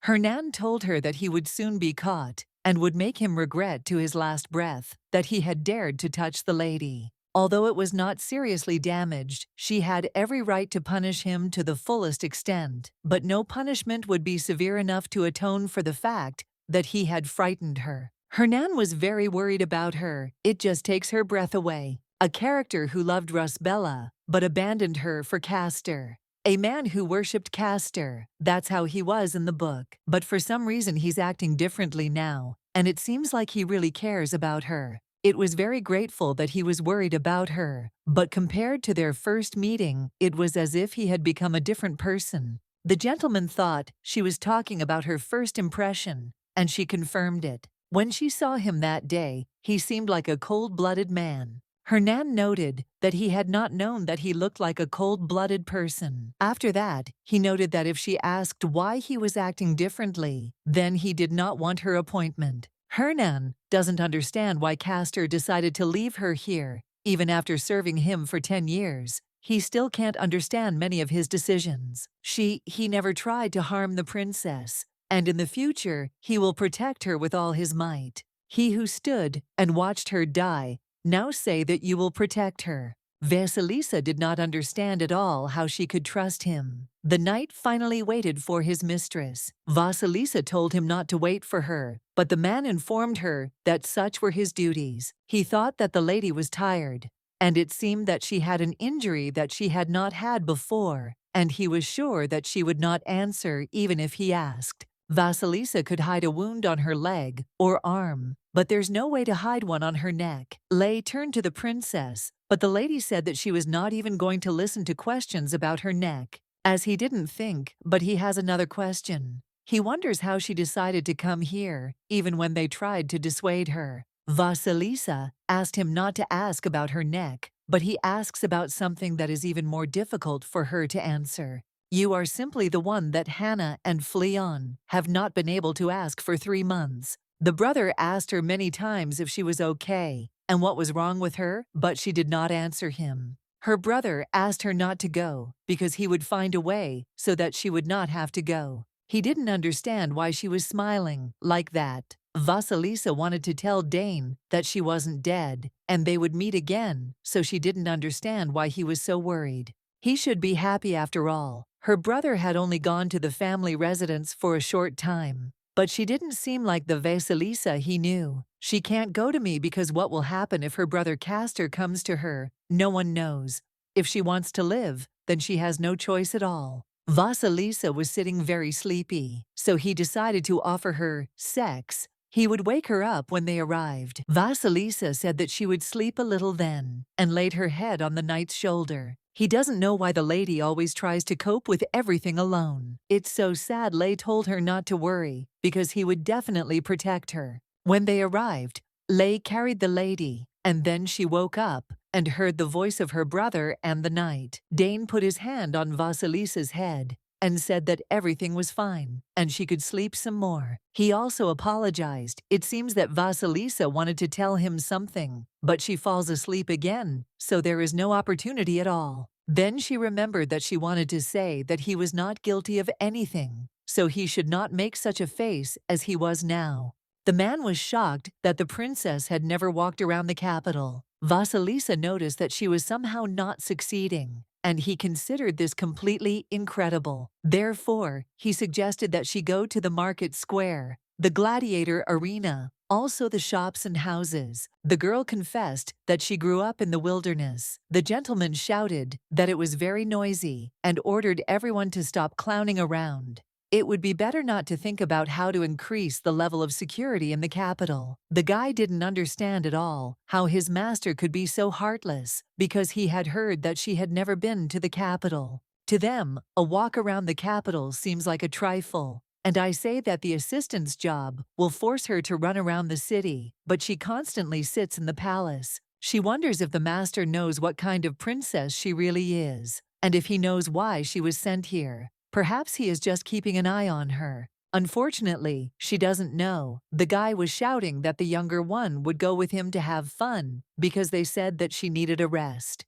The gentleman ordered him to be thrown out of the room and decided to ask the youngest if she wanted to go for a walk. The girl immediately said no. She didn't look like the type to contradict her superiors. Granius asked if she would go if he gave her a task. Vasilisa asked if he wanted her to help Sorix. That's right. Even if he makes her do something, she'll still go. Even if the workload is unfair, she's already learned that an assignment from her superiors is not unfair. Granius noted that she spoke as if she could never stand above others. Well, even though he can't let her go outside the walls, he still asked the guy to show her around the school building. The guy was very happy about this. It seemed that the other guys from the patrol wanted to see the youngest. Next time he would definitely take her to the city center. The guy was very pleased. However, now the representatives of the 4th Administrative Building are acting suspiciously. Vasilisa couldn't believe that such people were actually planning a rebellion. This guy was happy when he saw the squirrel, but it seems that from Castor's point of view, they are acting incredibly stupidly. Vasilisa turned to Sorix and asked if she could ask something. The guy was, of course,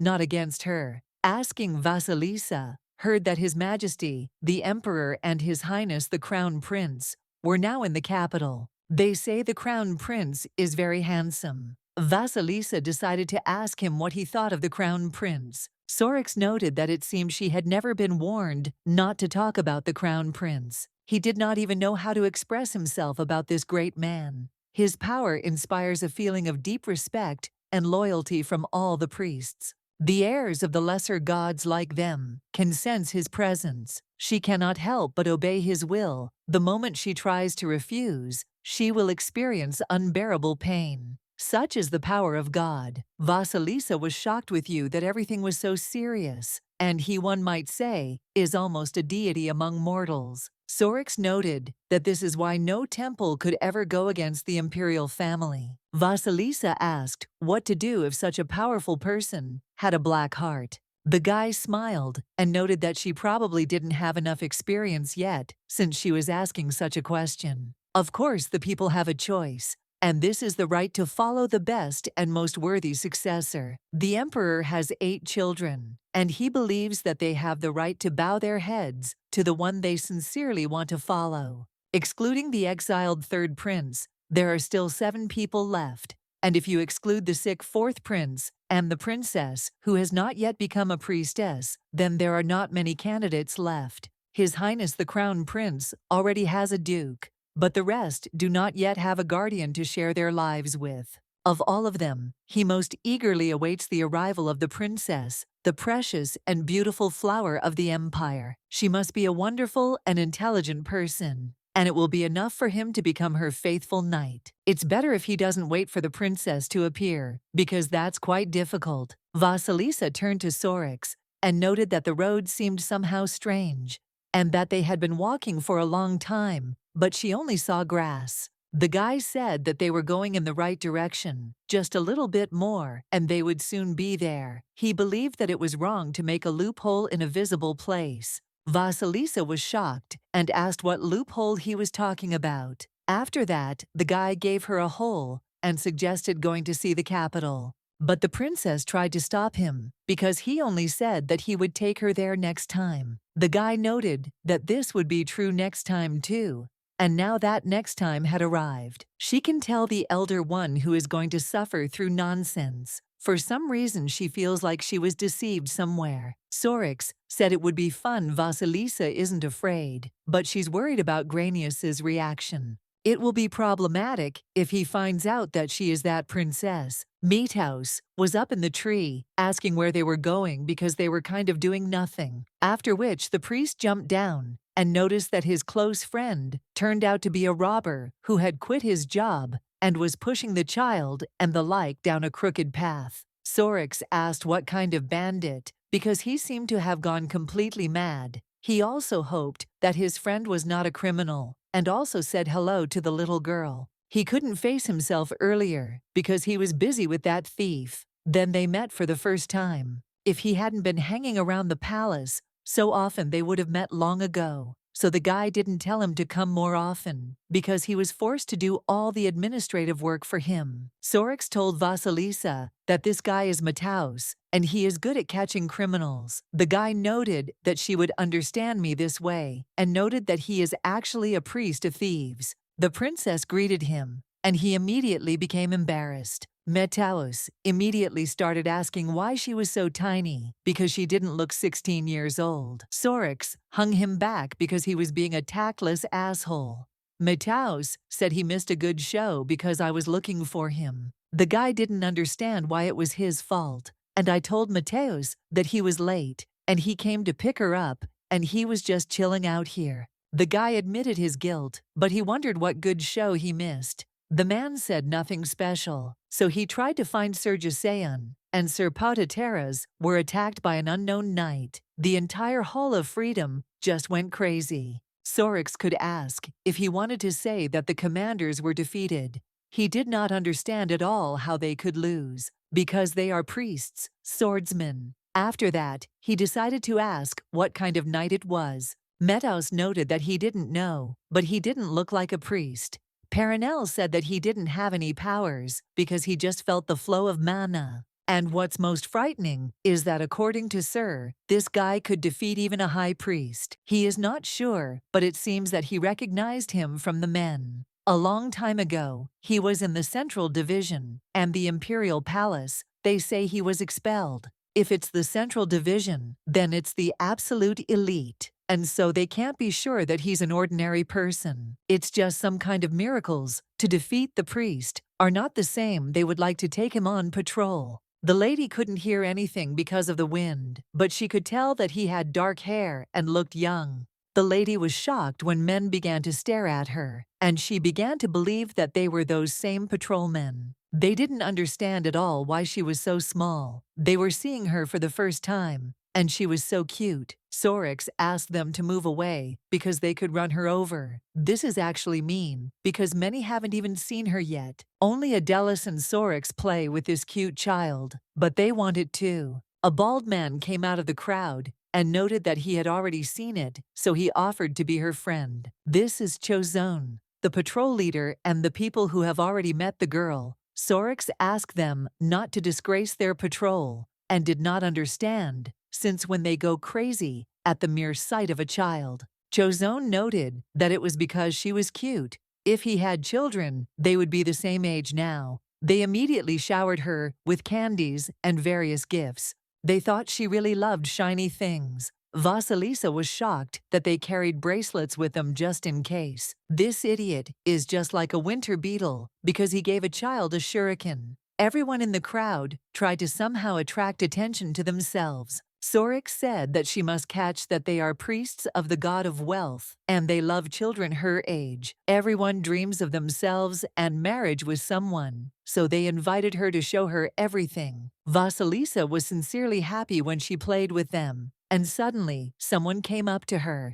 Vasilisa didn't understand where Sorix was. Metaus reported that he was urgently called to the main palace, and although it may seem otherwise, his abilities are quite useful. That's why this guy is often asked for help in other palaces. It's time for the lady to go back. She had fun today. Vasilisa shouldn't do this, but she's getting a little greedy. If she was going to live a life of turmoil and chaos, she wouldn't be able to stay in the administration for long. Suddenly, a white bird flew up to her, which at that moment made a sound resembling speech, and she was surprised to hear that this bird said something. As she thought about it, she thought the bird's voice was somehow familiar, and at that moment, she realized that she was surrounded by unknown people. She had no idea who these people were or what they wanted. Her confusion increased when one of them suddenly said her name, attracting her attention. One of them greeted her, calling her the precious flower of the empire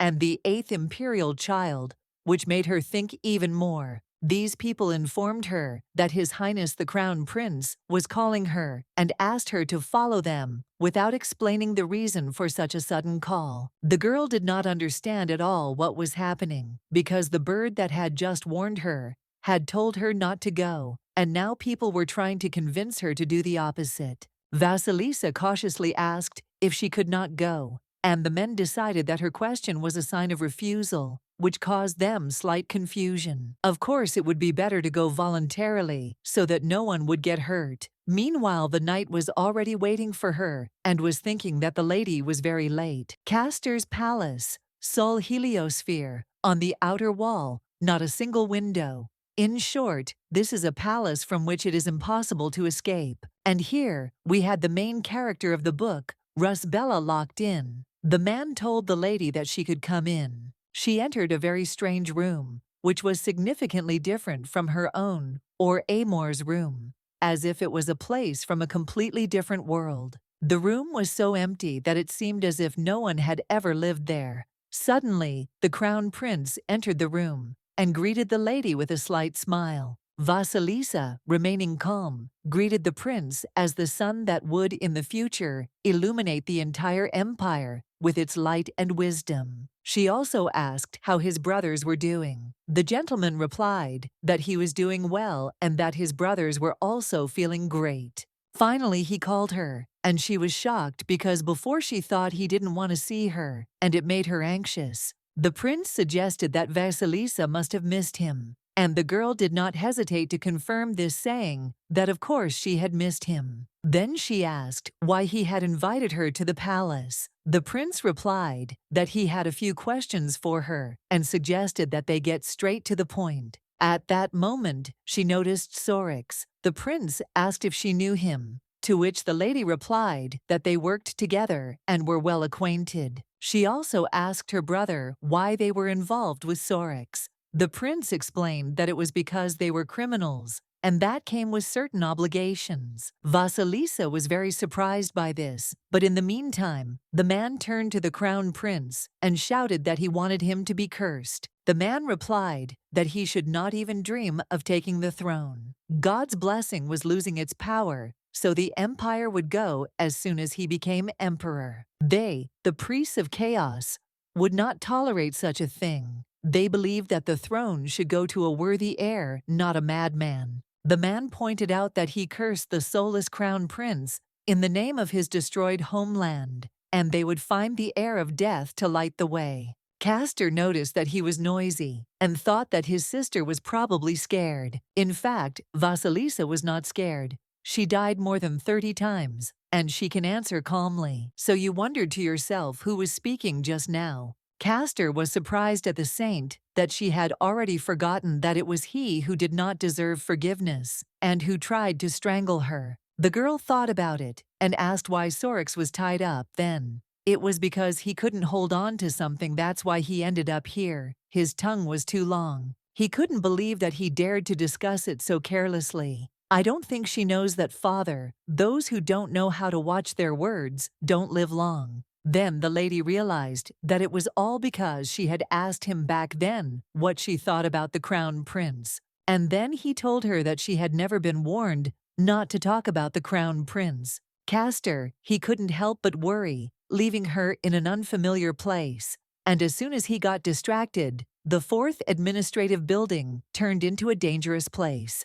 Castor became angry, and Vasilisa believed that the reason for his anger was concern for her, because he always cared about her well-being. The prince noted that perhaps his uneasiness was due to the fact that she had called herself his sister, which strengthened their bond and made him more vulnerable to her suffering. She said that she loved him, and that he was the first one who saw something more in her than the others, and who heard such sincere words spoken for the first time with such deep affection. So he reciprocated her feelings and asked her what he could do for her to express his feelings and show how important she was to him. She realized that he was asking whether he should kill Sorix, so the lady asked him not to kill him, but rather to put him in prison and not give him food. If he was a bad man, such torture would be much more painful for him. The prince thought that it seemed that she had heard a lot of nonsense during her work. Perhaps someone had told her more than once how terrible he was, describing his actions and character in the darkest colors, trying to turn her away from him. He can't imagine how hard it was for her to hear such words about her beloved brother, because it broke her heart every time someone cast a shadow on his reputation. Vasilisa denied everything and said that, in fact, she had heard a lot that she wanted to tell him, but the gentleman said that he would listen to her later. Vasilisa realized that he wanted her to witness someone die right before her eyes again, and this again caused her horror. So she begged for someone to help in this situation. And to her relief, the Duke suddenly appeared on the scene, ready to intervene. He apologized to the prince for his rudeness, realizing that he had crossed the line. But Castor asked him if he understood what he was doing now and what it would lead to. Granius was informed that 2 of his subordinates had been captured without good reason, and this made him feel indignant as the situation seemed unfair to him. He had forced the Duke to escort him here, so now he asked for forgiveness for his insolence, realizing that his actions could be seen as a challenge. Castor turned to him and realized that he was the construction manager. Granius was prepared to take the punishment, and yet he wondered if they knew that Sorix of Solitorium was his distant relative. Castor noted that he did not know and asked if anyone could worry when he punished sinners. Vasilisa hoped that everything would be fine with him. Meanwhile, the chief asked what crime the priest Sorix had committed. The crown prince believed that it would be better for him to continue to sit quietly, pretend that he knew nothing, and turn a blind eye to what was happening outside the fourth building. So he was very curious about what had made him intervene. Granius looked down. The reason why God has not yet taken the side of either the first branch or the second branch is because of what he thought about him. I thought that if I waited, His Highness would become the same as before. While waiting for this day, he defended the place entrusted to him. He was his mentor. After all, Vasilisa was very surprised when she heard that this man was the mentor of the crown prince. Granius said that God would protect the princess, so the crown prince asked if he could say that he knew enough about her. Granius agreed that he did not know her as well as His Highness, and noted that he was broken because of him. He believed that the Lord wanted to destroy her, as well as the four princes. The mere appearance of the princess is not enough to make him act, and he has been serving the god for a long time. But in his breath, he waited for him to become the same, waited too long, and can no longer silently watch his madness. Castor asked what he was going to do. Granius said that under his supervision the princess would never grow up to be a good person. Therefore, he will help the princess on behalf of the fourth prince, whom God could not save. So he asks Castor to understand his old mentor, and he hopes that as a former teacher, he can give him advice. Granius asked the crown prince to reconsider his approach to the people's affairs, to bless the Solid Palace today, and to take the second prince into his stead. The prince understood him, and then began to laugh very loudly and creepily. Today he lost his faithful mentor, and this is very sad. Castor asked Vasilisa if she had heard that he was now alone. Come to think of it, he was in a bad mood when he heard that she had been hurt, and he wondered why that had happened. The thing is, it was someone else who hurt her, not him. It seems he likes her very much, but by following him, his sister will fall into the hands of the old rats from the Senate and be sold to a disgusting place. That's what they usually do. The old men standing behind the second prince. That's why he doesn't want to leave his precious sister in their dirty hands. Castor really doesn't want to see this, so from now on, at that very moment he swung at the lady. Afterwards, he noticed that he had completely forgotten about Hernan, who was already holding the lady in his arms. He asked him to disappear, but the gentleman asked him to wait and allow him as his close friend to ask one question. He must know if the master is really going to kill Her Highness. If so, Castor wonders if he is going to stop him. Hernan thought that he was not his equal, and even now he broke the sword and took a blow, so she wonders why he was protecting her. Hernan stopped him as a friend and will accept any punishment later, so he asks him to listen to his request now. Perhaps the gentleman remembers that he once agreed to fulfill any request of his if it was within his power, so he asks for the wish of his only guardian to be fulfilled. He asks that the master not kill the princess now and in the future. The prince said that if that was his wish, he would fulfill it. Hernan ordered Granius to return to work. Vasilisa noticed that he only moved his lips without making a sound, but she clearly understood what he said, that he was congratulating her. The lady turned to the Duke. Hernan already knew what she wanted to ask him, but he asked her to wait a little. The lady asked him to take her to the carriage.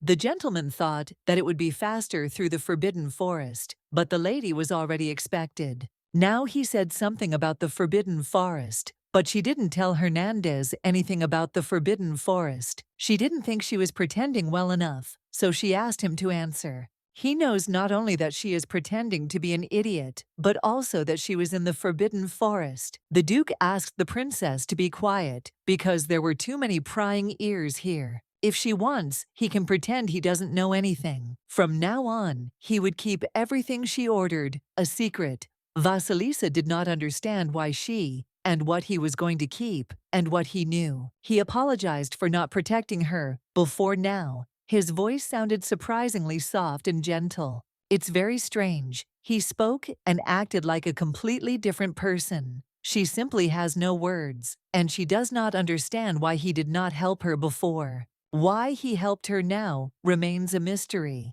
Vasilisa said that neither the fact that he saved her, nor the fact that he promises to protect her, makes her happy. She asked him why he decided to intervene now, because he was also a bad person. He just had to stay as bad as Castor. He just had to be like that. So the princess screamed at him to stop pretending to be caring and to stop treating her well. Vasilisa asked how much longer he would make her feel sorry for herself, because she hated feeling helpless. The Duke was in complete shock and did not understand what the lady was talking about, but he was sure of one thing. What happened today wasn't her fault, and it put her in danger because she didn't know anything. Hernand is very sorry, and the lady decided to ask what she didn't know. It was about the scar on her cheek. He understands that she may not accept his sudden apology because he cannot even tell her the whole truth. She doesn't want to believe that the man standing in front of her, ready to burst into tears,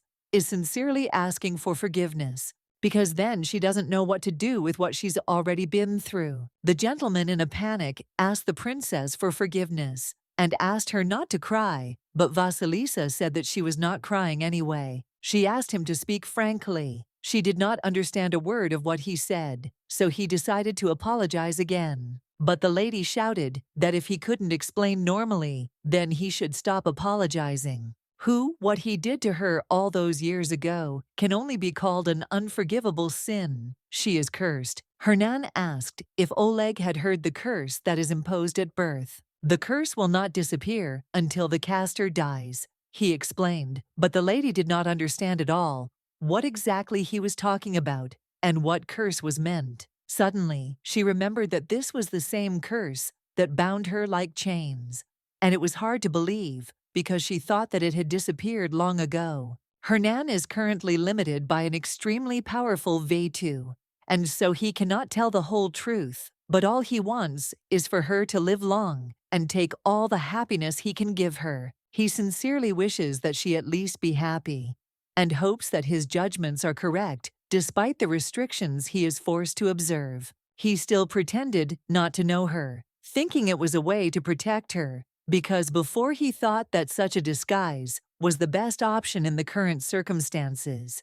The princess did not know about his past, which was known only to him, and therefore they talked about different things, not fully understanding each other. The lady noticed that he was bleeding heavily, but he calmly replied that everything was fine, assuring her that it was just a small scratch, not worth attention. Vasilisa couldn't understand how he could claim that everything was okay, because the situation looked serious, and she didn't understand why he was talking about it so thoughtlessly. Even I know that rushing forward is not the best decision. In the end, he will not turn away from the princess, and the day will come when she will learn the whole truth. And he wonders if she will blame him. Then he understands that apologies are pointless here. The lady said that then he could apologize to me. And then she felt that the plants were grabbing her. Amor came out of nowhere and noted that Hernandez really shouldn't. Now she realized that they were in Amor's garden. Hernan was very surprised when he saw the 4 princes, and the prince ordered him to let the 8th princess go home immediately, because the longer she was with him, the more attention her brother would pay to him. Amor would like to see her off, but he can't because the 8th princess who came here needs to return home as soon as possible. Hernan said that he would then escort the princess, but the prince said that there was no need for that. It seemed to her that someone else had already come to do it. Lei had already arrived and asked the princess if she was injured. She said that she was not at all. Then the knight told her to go back to the carriage because he had already prepared it. Hernan told the lady that he was not her enemy and that she of course could not believe him. Well, he hopes that in the future she will be happier than she is now. The lady did not answer him. Vasilisa turned to Lay and said that it was time for them to go. Castor and Hernan and Granius too. It seems like everyone in the world is doing just fine, except for her. But she is very happy with the fact that she was able to survive without the help of the diary. But at the same time, it left a feeling of anxiety and heaviness in her chest. The lady asked Sir for permission to ask.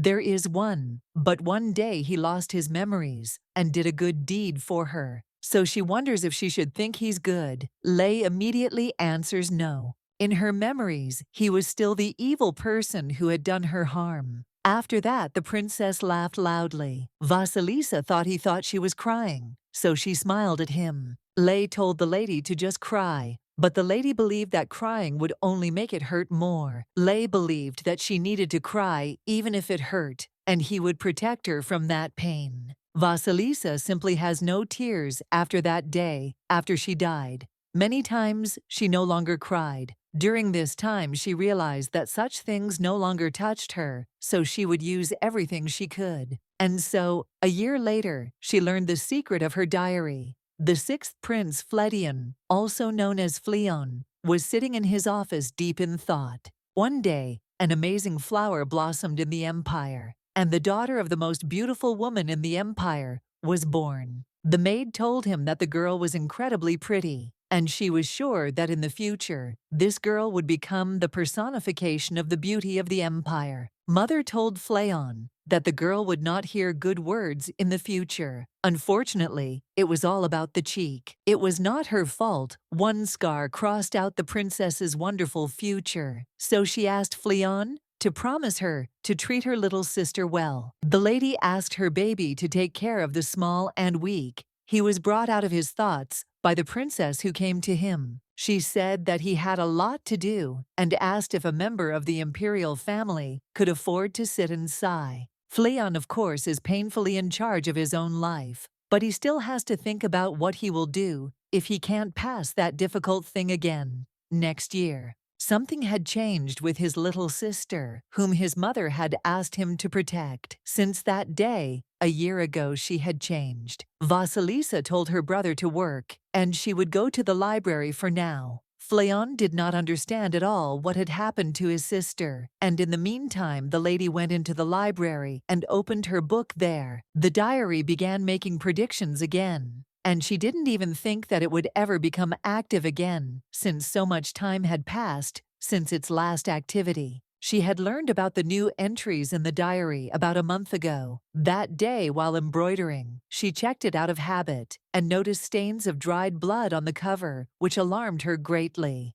A whole year had passed since she had started working for Granius. Having escaped Castor's wrath, life was gradually returning to normal, and events seemed less dangerous. Vasilisa would like everything to remain as it is now. On the one hand, it was good that the diary was active again, because it opened up new possibilities for her. However, she realized that she was almost broken by everything she had been through, and now she was not sure that she would ever be able to find true happiness and peace of mind. Now it is time to gather information again and prepare to fight the predetermined future described in the diary without making the same mistakes as before. She needed to learn as much as she could about the Fyrene Temple depicted on the cover of the diary. Any information about it could be extremely useful in her plans. Today, she decided to study with her brother, Fleon. Members of the imperial family must pass an exam to prove their qualifications.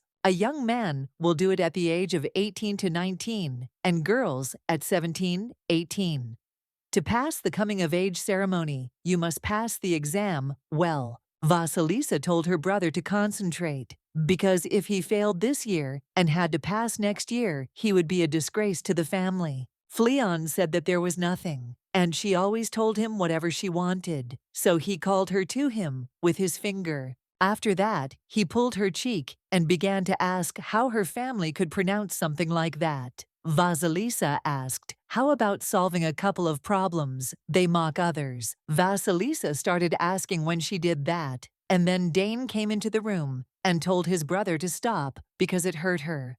When the guy saw how red her cheek was, he immediately asked if it hurt a lot, but the lady said that it didn't matter at all. Fleon then told his brother that she was not in pain. Lay asked His Highness how he could not be in pain, so he immediately told the knight to shut up. As expected, she feels nothing. She recently realized something. With the appearance of the diary, she gained the ability to not only read the predictions on its pages, but she has practically stopped feeling pain. She doesn't know if it's a blessing to feel nothing or a curse. Fleon told her to speak up if she was in pain, because before she cried, as if she would die from pain if she was touched. Vasilisa asked when this had happened, and noted that in any case, he should control his strength because another girl would have already thrown a fit. The guy was surprised when she said something about another girl, and was shocked that she wanted to say that she was not like that. Dane was upset because she was so careless about herself, so he asked her if everything was okay. The lady said again that everything was fine. When he sees Vasilisa, he feels a strange uneasiness. A year ago, after he left for a week, he began to think that she had changed, as if there was a different person in front of him. A lot has changed, but some things have remained the same as they were 39 times. Brothers who love her, and a reliable knight. Vasilisa noted that it would be wonderful if every day were like today. She wouldn't mind if every next day was like this one. Fleon was shocked when she said that she wanted the boring and tedious school day to never end, because it sounded completely incomprehensible to him. She must understand that her words can be misinterpreted, especially when she is alone among others, and as long as they live together, such days will be repeated again and again until she gets tired of it. He says that there are more fun and exciting days ahead of them, full of adventures and unexpected moments that will make their life interesting. So her brother asked her to screw on her face and smile because she was acting like an idiot. Dane turned to his brother and remarked that he would have been touched by his words if he had lingered at the end. Lay noted that he might be overstepping his bounds, but the sixth prince didn't always do that. It doesn't matter, but Vasilisa should speak up next time if it hurts her so much, and his brother should stop laughing, and the knight is fired altogether. Vasilisa laughed at these words. Her brother didn't care. Even if she was hiding something, if she wanted peace, then so be it. He would do anything for her, and he was sure that his brother thought the same. Forbidden Forest. Although it was time to fight the prescribed future, she still had to check something. The guards are already there and have started barking at the princess. It seems that it won't be that easy to get away from them. In that case, she'll climb the tree this time too. It's just creepy. She was only going to take another look at the Forbidden Forest. The dogs began to jump on the tree, causing the branch to shake and the lady to begin to fall. She couldn't believe that she was wrong, and this time she would die like this. With one swing, all the guards were killed, and the man said that he knew she would be here. When she heard these voices, she realized that it was her brother, and the knight. Lay noted that they could not find her because she had gone too far. Vasilisa already thought that she would die again because the circumstances were against her, and her brother thought about the meaning of her words, trying to understand how serious the situation was. He carefully placed her on the ground, and looking into her eyes, asked if she was okay. Vasilisa replied that everything was fine, despite the fact that danger was literally following her on her heels. She didn't know until the end that she would escape death, and so she was sincerely glad when she realized that it was all over. In addition, the guys noticed that she had a book in her hands that attracted their attention. On the 7th day of the month of Hibernia, in the year 8123, in order to reveal the secret she went into, the Forbidden Forest, met the murderer there and died. The killer was definitely supposed to appear in the forest today, so I didn't understand why he never showed up. On the 8th day of the month of Hibernia, in the year 823, she died at the hands of a mercenary whom she met at night. On the 9th day of the month of Hibernia, in the year 823, she died at the hands of a mercenary while going out on the terrace at night. On the 10th day, she died at the hands of a mercenary while walking at night with Hannah. But she never saw the killer's face, so she has to consider whether preventing Amor's death changed the way she dies at the hand of the crown prince. However, everything is not so. The entries in the diary changed only after she met Castor and escaped death. This means that something is now preventing her death, and she should have died at the hands of a mercenary 3 times already. And the fact that the events that repeated themselves over and over again never happened is considered impossible. That is simultaneously, with the events in the diary, something happens that she does not know about. Grania said he thought that for her own safety, she should hide her identity until she became an adult. Today is a day off. Suddenly, the princess's brother ran up to her and grabbed her hand. The lady did not understand at all where Fleon was leading her. Therefore, she began to ask him.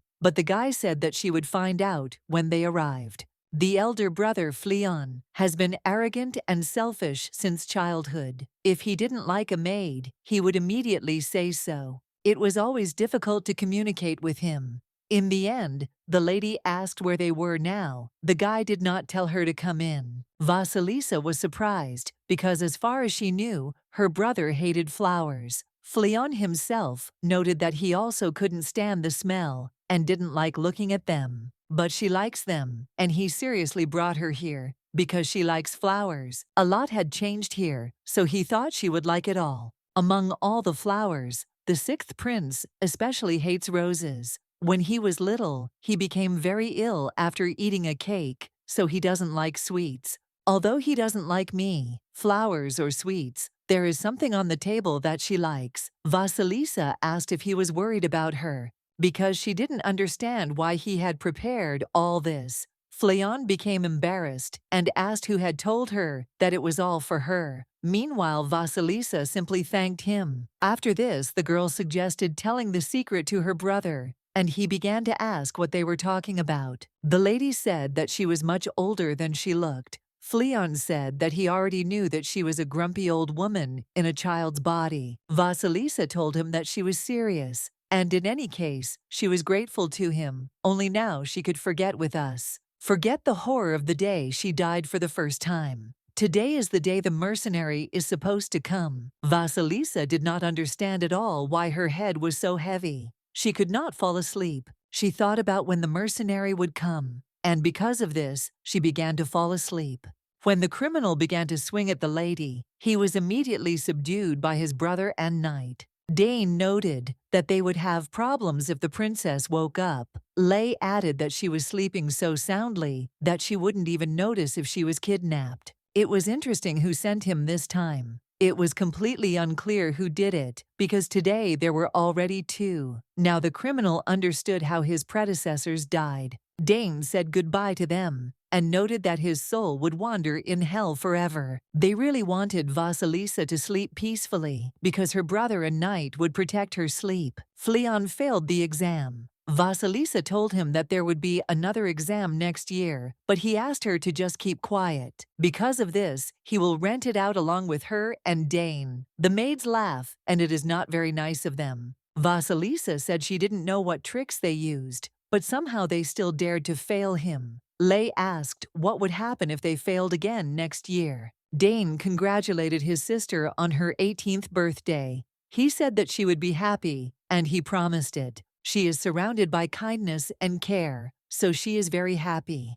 She hopes that one day everything will be fine. The year changed, and she became an adult, and now she is at an age when she can get married. In the future, the princess can try her hand at accounting. She is very smart, so she will quickly understand what is what. Vasilisa asked for forgiveness, and asked again if Fene was doing this. The gentleman laughed and said that therefore he would correct all the mistakes she made. Fene said the gentleman that he himself knew because he was already overloaded with work. Vasilisa asked if it was true. Granius laughed again and noted that what he knew shouldn't change anything. A year had passed since she started working in his office, and suddenly he decided to take charge of her education himself. Granius conducted a couple of tests, noted with some surprise that she was extremely smart, and after that he began her training. Public administration, economics, tax analysis, etc. She studied theory and applied knowledge in practice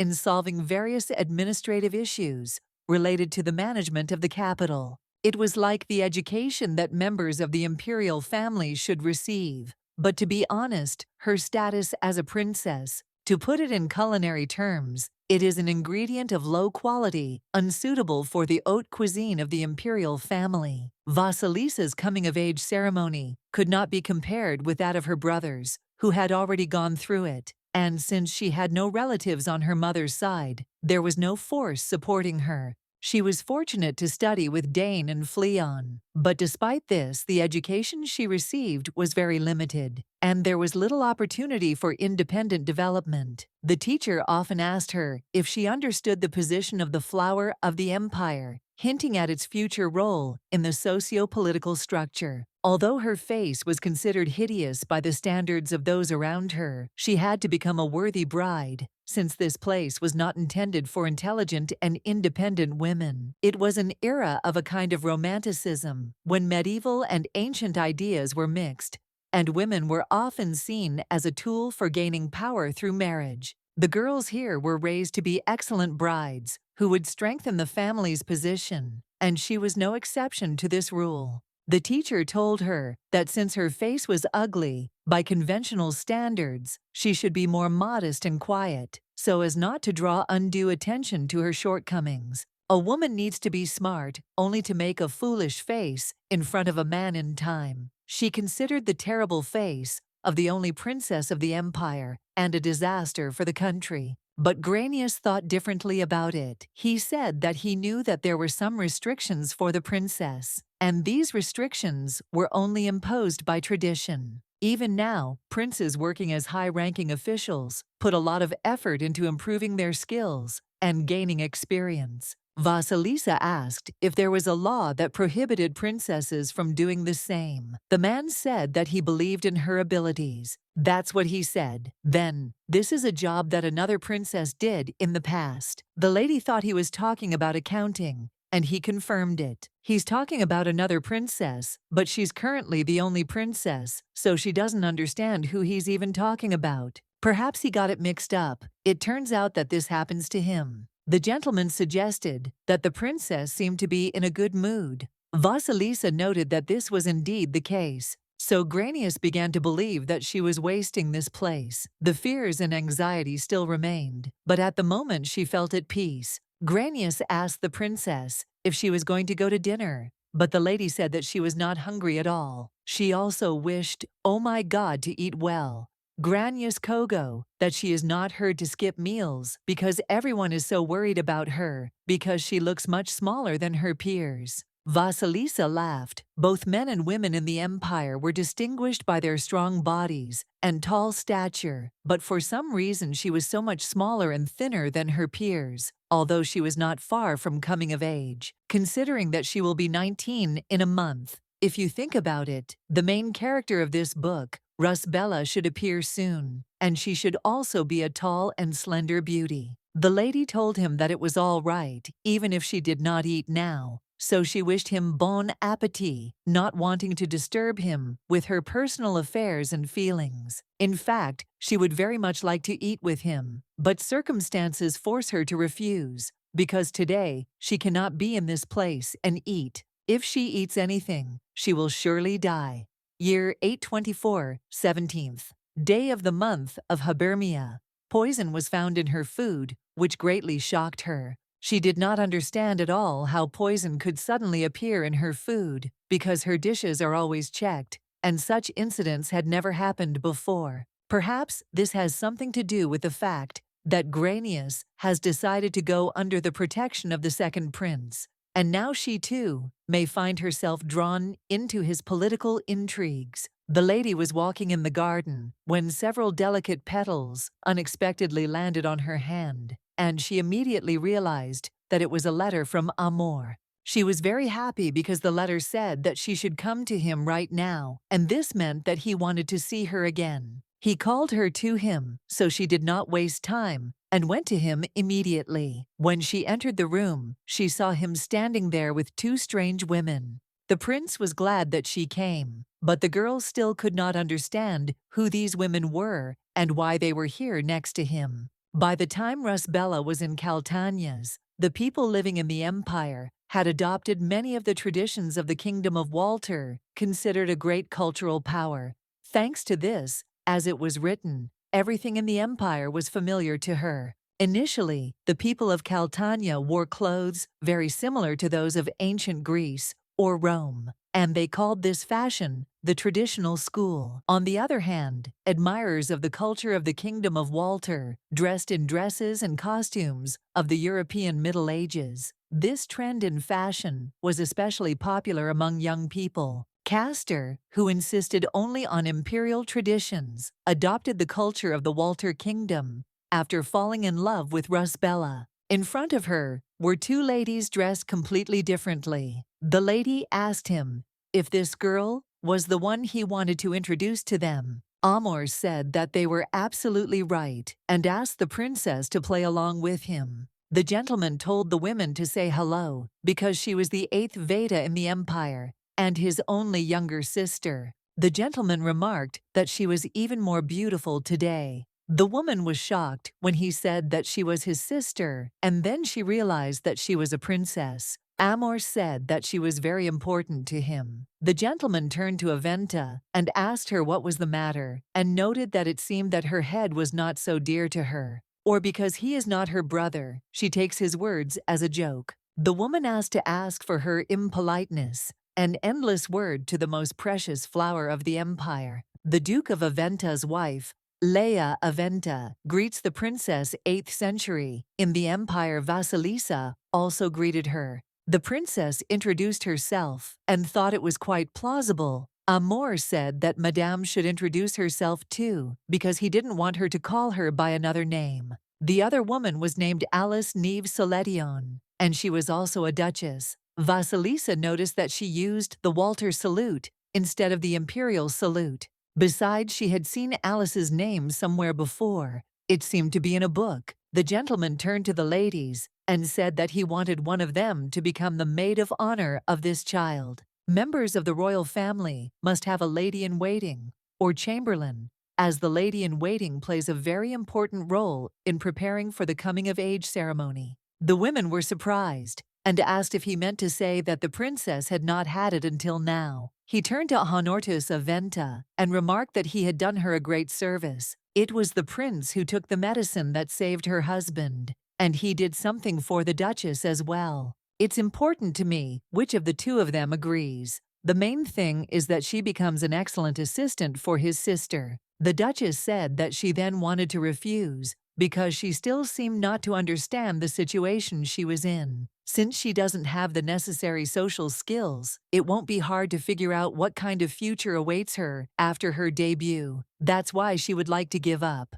The other woman doesn't understand at all how she can say such a thing to the princess. The woman asked her not to address her like that, because they are not that close. And with Aeolesia, even more so. The girl realized that it was about her mother. The lady asked the 4th prince to allow her to repay his kindness in some other way. She is a retired priestess who has long lost her powers, so she wants to forget about the imperial family. Amor pointed out that it was his mistake, because he thought that if she saw this child, she would remember someone. The duchess remarked that she had already said that she and the traitor Aeolesia were my friends. The lady said she would give advice. A lady-in-waiting could be either her most faithful ally or a knife aimed at her heart, and she will never be able to know or guess when exactly that knife will stick in. She sincerely wishes that their timid princess will meet a reasonable and wise man.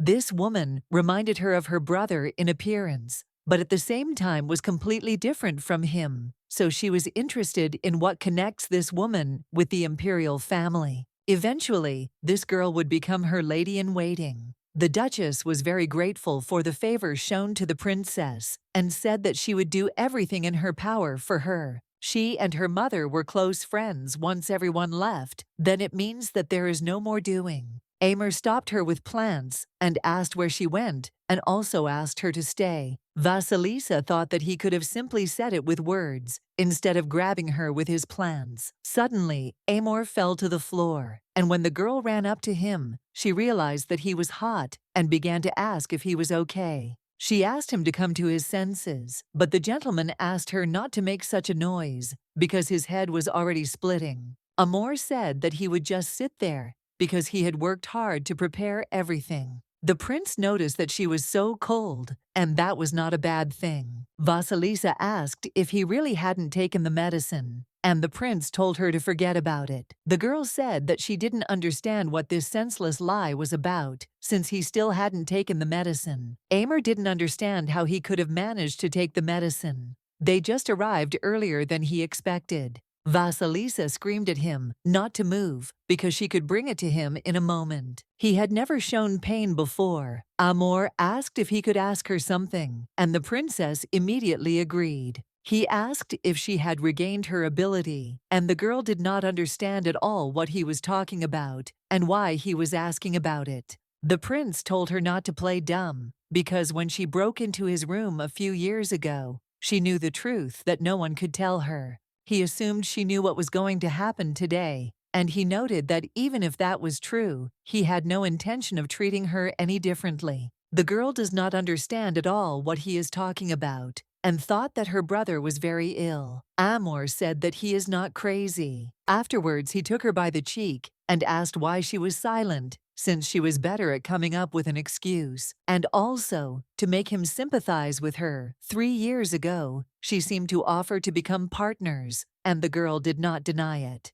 That's why I agree to become partners. Now he and she are similar, so Amor decided that he would help her. He simply had no other choice. The lady asked why this was so. For the last 2 years, they had not raised the topic of what had happened in Castor's palace. Rather, they didn't talk about the past at all. Until today, they just spent time idly together. She thought it was some kind of response to her proposal, but now he decided to show sympathy to her. Amor laughed at her when she extended her hand to him and offered to cooperate, so she asked him how he could talk about it so easily now, since he had been silent all this time. Vasilisa was fine on her own. She decided she would give him a chance to refuse right now for giving her a hint, and then how to avoid a repeat curse. He watched her life through the plant and said that now she is in danger and suspicious too many things that he cannot explain. Vasilisa said that if she was so suspicious, she did not understand why he had not changed his mind.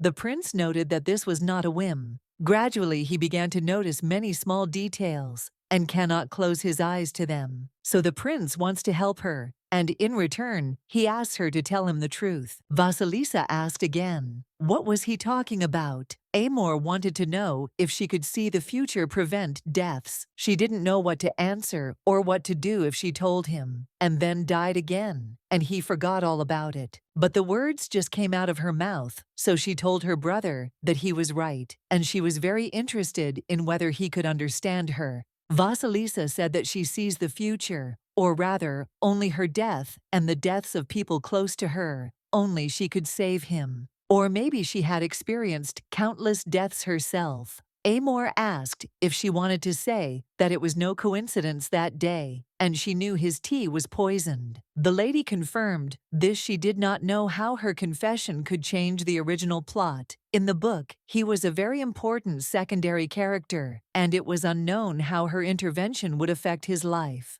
Vasilisa believed that he would tell the crown prince about this, but the fourth prince denied it. He didn't even think of telling his brother this. Vasilisa was getting up, that even if she died today, and this day was messed up again, she wouldn't regret it. The fourth prince is a puppet, a loser like her, whose life like hers depends on the diary. Amor noted that this was excellent, and from now on he would look after her and protect her. Vasilisa asked what would change from this, and the guy replied that then she would not die. The girl asked why he said that, and thought that because of this, that he would protect her. Amor said that because of this, that he does not think that her life is more painful than death. His expression was hard. There was not a drop of his former kindness left on his face, so the lady noticed that this was a good calculation. An involuntary smile appeared on her face.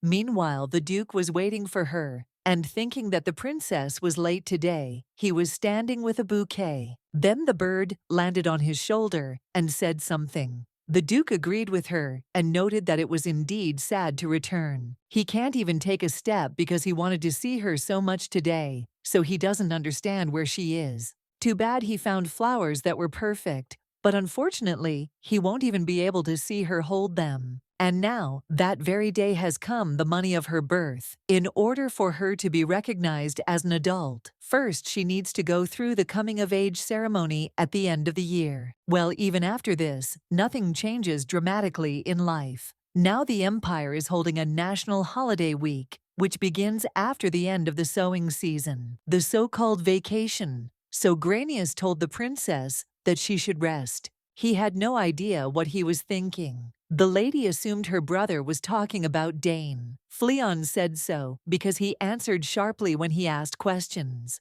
And they don't see each other often. Besides, the atmosphere in the imperial family is not very good lately. Every day, the members of the imperial family and nobles who are deprived of divine power are more and more condemned. Fleon thought it must be me who was making fun of him and Dane now. The lady noted that this meant that they would also make fun of her, and this greatly surprised her brother. He didn't understand at all why she would think about it, since Dane and that guy were here. It's been 19 years since she was reincarnated in the book, and all this time she had only one goal. She always wanted to stay alive and also destroy her older brother Castor. She will continue to do everything to survive and gradually reduce the distance between them. And then one day, she will be able to achieve her goal, the lady thought as she looked around. She didn't understand what this strange atmosphere was, and suddenly one of the maids turned to the princess. She reported that the Duke had come again, so the lady became tense. Vasilisa asked the maid to take her to the living room. The woman, of course, did not mind. 3 months ago, Hernan started visiting her. They didn't see each other for some time after that, when he saved her from Castor. Then he flew up to her, saying that they hadn't seen each other for a long time, and asked if everything was okay with the princess. From that day on, Hernan began to come to her once a week, each time bringing new flowers. However, it was unpleasant for her. Of course, she thinks that it would be better to smile stupidly at him, as well as at Castor, and get closer to him. She doesn't need his feelings. All she wants is to somehow get information. But for now, she's only thinking about it. So she kept telling the Duke to get out of here. Eventually, the wastebasket became a flower vase. And this has been going on for 3 months now. This was on his 10th visit. Hernan asked the lady if she was doing well. The lady remarked that she was doing well. Until recently, Fleon asked them tomorrow because they had a relationship. Hernan was scared when he saw the noble branch in the Empire number 6, and the boy asked what was between the two of them. Hernan informed him that it was only a one-sided relationship and smiled at him. The lady did not understand at all what he had just said and understood that if he spoke like that, her brother would think the wrong thing. Fleon began to ask if his younger sister was really that age. Vasilisa asked him to wait because he had misunderstood everything. He said that he would like to keep this chick next to him, but it's not like that, and he still understands how much of a man she is. Vasilisa said that it was not so, and asked if he could hear what was being said to him. It was as if he had gone deaf. It is true, although he does not see the noble priests in the reflection, but not a single mistake was noticed behind him. The Duke was very surprised by this. If it's the Duke, then everything is fine, and they can go on a date. Now it's not far from the wedding. However, Fleon told him to keep in mind that if he was to make her cry, then he was a dead man. He is not even a father to propose to anyone. So Vasilisa is in complete shock. The lady asked the Duke to follow her because she would like to walk with him in the garden. She noted that it was quite dark here because no one came here. From here, it is only a 20-minute walk to the fence, beyond which the forbidden forest begins. Even the maids do not go there because it is dangerous. Hernan remarked that it was a beautiful day, and the lady apologized and said that she could not stand sunny days. Hernan was surprised that this was true, and remarked that in that case, from now on, he too would hate sunny days. The lady was completely shocked by this, and she understood that she shouldn't fall for it, because this man is not a peaceful person at all. He makes others misunderstand him. Personal conversations and such, she doesn't want to just talk to him. A year ago, he saved her from her brother, and the fact that he visits her so often lately is probably his order. She just wanted to decide everything and go their separate ways, but the Duke started to take her away, that nothing of the sort, and everything was completely wrong. Hernan said that the princess would most likely not believe him, but that day, His Highness did not intend to kill. Vasilisa asked him what he was talking about, and thought that he was going to defend him. And then she noted that he was his knight, so she had no reason to be angry that he took his master's side. The Duke said that everything is not like that at all, and the swordsman has the so-called energy of rage. And when he is about to kill someone, it manifests itself in the sword. That day, His Highness's sword did not have this energy. Only when His Highness saw him running, he directed his power into the sword. That's why he got injured, and it was his mistake. At that moment he didn't think twice. He rushed to intercept him, and it made him feel uncomfortable. If he hadn't intervened, then he might have stopped the sword halfway. Vasilisa believed that this was why he wanted to say that her brother was not guilty of anything. Hernan said that His Highness was wrong. This man is Castor's personal knight. He carries out his every order without question, and makes no distinction between good and evil. But he just condemned his master. These are not the words that a devoted servant can say about his master. It's probably because he feels guilty, but she doesn't understand what it is. She didn't understand why he was telling her all this. The gentleman said that it was all because she was interested in knowing the truth about that day. Vasilisa screamed and asked if he was saying that the truth was that there was no energy that day. She asked him what about her, what about the horror she had experienced, and asked him if he thought it would change anything. It wouldn't change anything, she had been through so much. The gentleman turned to the princess again, but Vasilisa only thanked him for saving her, but asked him not to pretend that he cared as if he were her knight, because she finds it disgusting. That day was a nightmare for her. She will never be able to erase it from her memory for the rest of her life. Fear that someone else would die, because of her fear that she would die herself. Back when he was treating her neck, they had a conversation about his indifference. The Duke noted that this seemed to be the case, so the girl told him to continue to behave in this manner.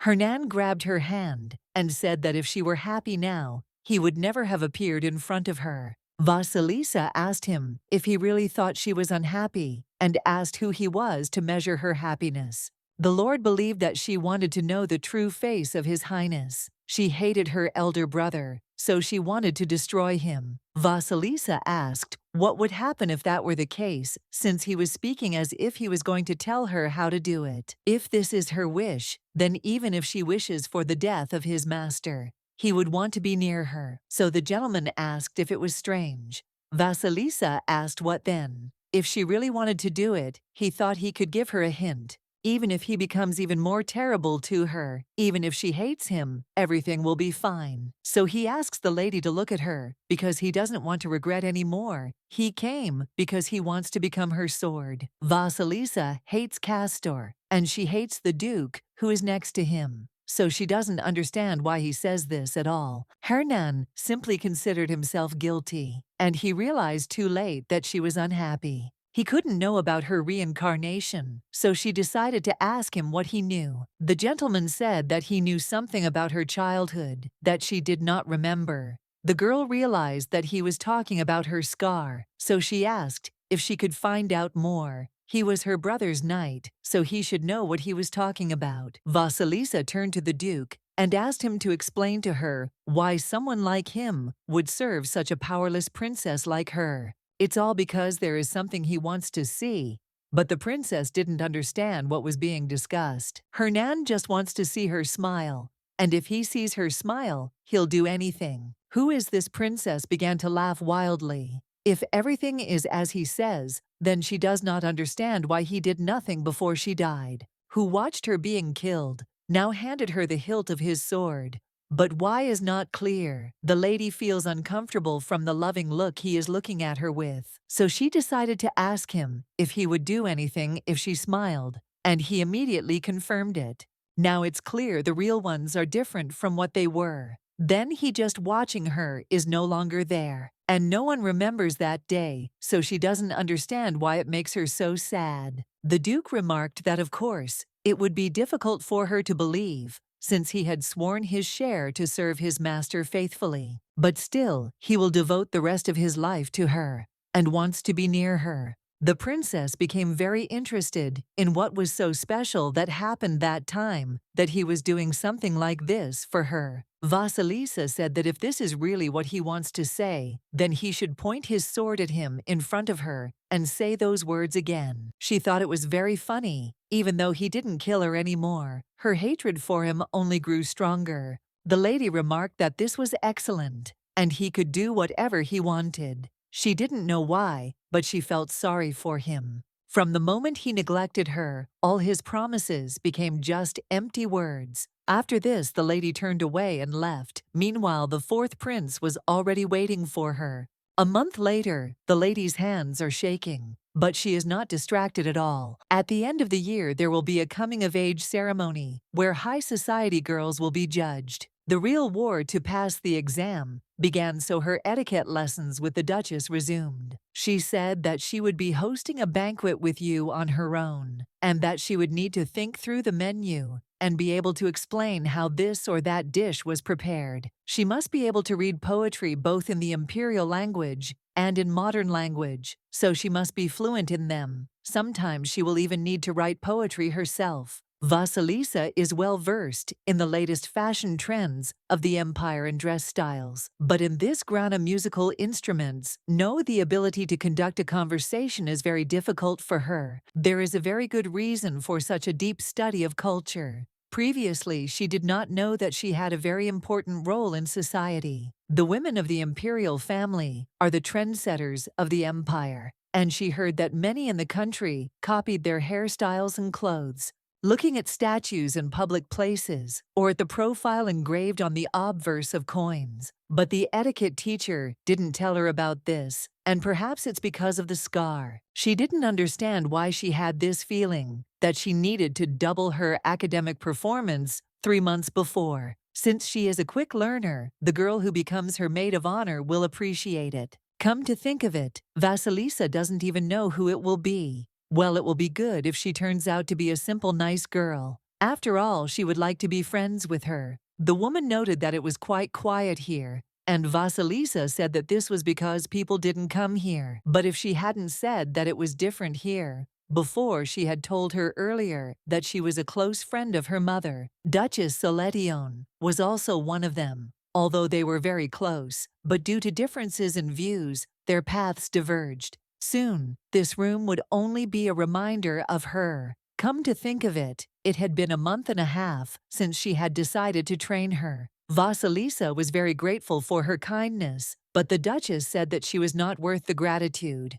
Because she counts, because she will become a worthy lady, and she noted because tomorrow they will send her another girl to replace her. Vasilisa assumed that the lady meant the maid of honor, and that meant that the rest of the training would be done by a new girl. In general, she liked the time when no one paid any attention to her. Then she thought that she just needed to escape from the country, because she was doomed anyway. If it weren't for the diary, if it weren't for her thirst for revenge, it would all be different. The lady told her not to worry too much, because this girl is very kind and responsive. Vasilisa was shocked with you that she did not feel sorry to send such a good girl to her. The chosen maid of honor will have to serve her until death, and she will not be able to do anything about it. The best of the best will go to the princess. Of course, she is indebted to the fourth principal, but at the same time, she is the daughter of her former friend. Good is not done without a reason.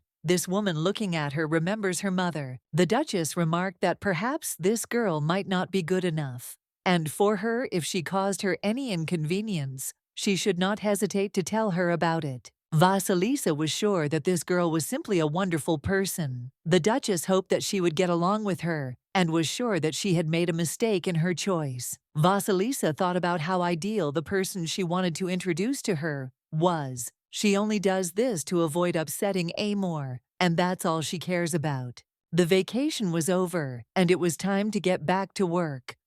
Lee was in perfect health. He was absent for a few days, as he needed to resolve some work issues with Dane. Vasilisa asked why his shoes were so dirty, but the knight didn't even know what to answer her. Vasilisa said that he could wipe it with a handkerchief. The knight asked the princess if she knew what it meant to give someone one's handkerchief. Vasilisa said no, so Lay said that it meant that the person she was giving it to was her lover. This is how it is in the kingdom of Walter, but the princess said that they are in the Empire. That's why she was embarrassed. The gentleman also reported that a man from the palace of the fourth prince came. Amor gave her this. The lady was surprised when she saw the necklace and did not understand why he gave it to her. She doesn't like jewelry. She remembered that she was wearing a pendant that the Knight of Lay had given her. She has been wearing it for quite some time now and doesn't want to take it off, so she decided to put this pendant on her hand and asked the knight how he liked the idea.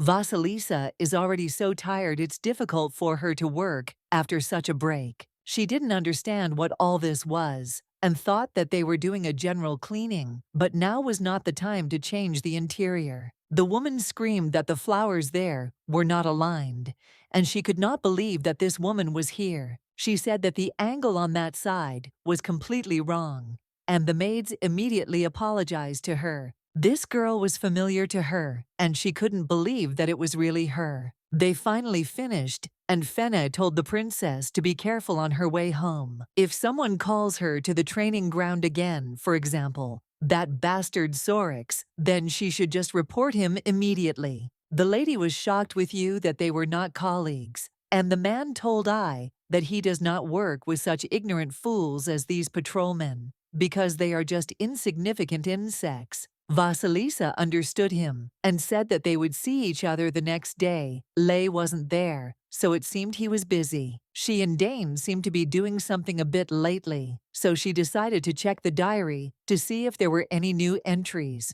825, the 7th day of the month of Helios. The weather was clear on days like these. You really want to go for a walk and look at the capital. However, this is most likely not destined to come true, because she is a princess, and she was told that she was brought to arrive after dinner, and I wonder who she is, and whether they will be able to become friends at all. It seemed there were no deaths planned for today, so the lady decided that there was nothing special, and closed it. That's what she thought. But I didn't understand at all why she was here now. It was the girl who greeted Her Highness. Her name is Rebecca Eileen von Aventa. She is the daughter of the Duke of Aventa. She is the only daughter of their family, the villain of the book, who passionately loved her tyrant brother Castor. The lady asked why she was there, and the girl was surprised by this, and said that her mother had sent her to become her maid of honor, and that this was obvious. Vasilisa was shocked with you that the Duchess actually decided to make her only daughter her maid of honor. She doesn't even hide her displeasure. This place is clearly not for her. Rebecca thought that it did not suit her, and the lady was immediately surprised, and said that it was not so. Rebecca is the same name as the fire nymph. That was the first time she sympathized with a negative character. Even a villain would seem pathetic, and a victim next to a psycho like Castor. It's unlikely that they'll ever meet. After all, she doesn't know when the crown prince will decide to show up here. She is very different from what was said about her, and she waited until the last minute. Lately, this has irritated her. So she asked the princess to speak louder and pointed out that this meant that she was the daughter of that very empress. Her mother was clearly out of her mind. She seems to be chatting a lot today. Rebecca remarked that she is a noble flower of the empire, admired by all women, and she should be more confident when she talks to someone. Vasilisa asked for forgiveness because she had not shown herself in the best light, but she did not even know what to do now. The Empire's founding day celebration is coming. Soon, it will take place before her coming-of-age ceremony, and it is on this day that Rebecca will meet Castor and fall in love with him at first sight. Castor will consider her attention too intrusive, and the girl's feelings will remain unrequited, and she will take the path of evil and self-destruction. And after the appearance of the main character, her tragic death will happen. She would never have thought that she would become her maid of honor. The lady asked her if she had come here because of her first brother. Rebecca thought she was talking about the crown prince. The lady noticed that she was talking about her older brother, who sometimes visited her palace, and thought she liked him. Rebecca had no idea what she was talking about because she hadn't even seen his face and didn't understand how she could like him. According to the plot, Duke Aventa loved and looked after his daughter very much. At that time, she was almost never allowed outside without adult supervision, which means that she had not yet fallen in love. She empathized with the villain so much when she read the book that even her death caused her deep sympathy, and she understands her feelings. If it does continue, she will fall in love and die at the hands of her beloved Tyrant, and her father, driven by revenge, will become a traitor. Vasilisa does not understand at all what the meaning of such a life is. She asked if the girl said that her name was Rebecca. From this moment on, she becomes her maid of honor. She will always be next to her and will not go anywhere. Rebecca is a villain who puts poison in the main character's food because of her uncontrollable jealousy. She doesn't want to ruin her life because of this man, because it was so sad. Therefore, the lady immediately decided to invite her to become friends. She will make sure that she is only on her side, and she will love the princess more than this bastard. Vasilisa asked her to take care of her. She would never fall in love with him. Vasilisa thought about what she needed for Rebecca to choose her side. Amor, when he learned that Lady Aventa had been appointed her maid of honor, Vasilisa confirmed this. It was all so unexpected, and it seems that the lady herself is not happy about it. Definitely not happy. Amor believed that the Duke and Duchess could not simply abandon their daughter. As expected, her brother thought the same. Therefore, the lady assumed that they had some hidden intentions. That may be. So, first of all, she is a princess who will soon come of age. It is known that she receives the attention of the crown prince, and there are rumors that he personally visited her palace. Now the lady understood how people had perceived his visit on the 10th day of the month of Hibernia. Vasilisa asked if he was serious about this, and noted that she didn't know what the Duke and Duchess were thinking, but it seemed like a great opportunity. Amor decided to ask what she meant by this. Vasilisa wanted to win Lady over to her side. She noted that it would be nice if he helped her, not even that she just wants and asks him to help her. Amor believed that first she needed to tell him everything, and when he had already listened to everything he asked, in all seriousness, if she hoped that he would participate in something like this. Vasilisa said that this was exactly the case, and when she saw his face, she began to think that it was too impudent on her part. She had to bring him something that he liked, but suddenly the prince said that he would fulfill her request. He didn't understand at all what kind of expression she had on her face. Vasilisa noticed that she was simply standing there in shock, that he had somehow agreed too quickly. Well, if she doesn't want to, then he can refuse.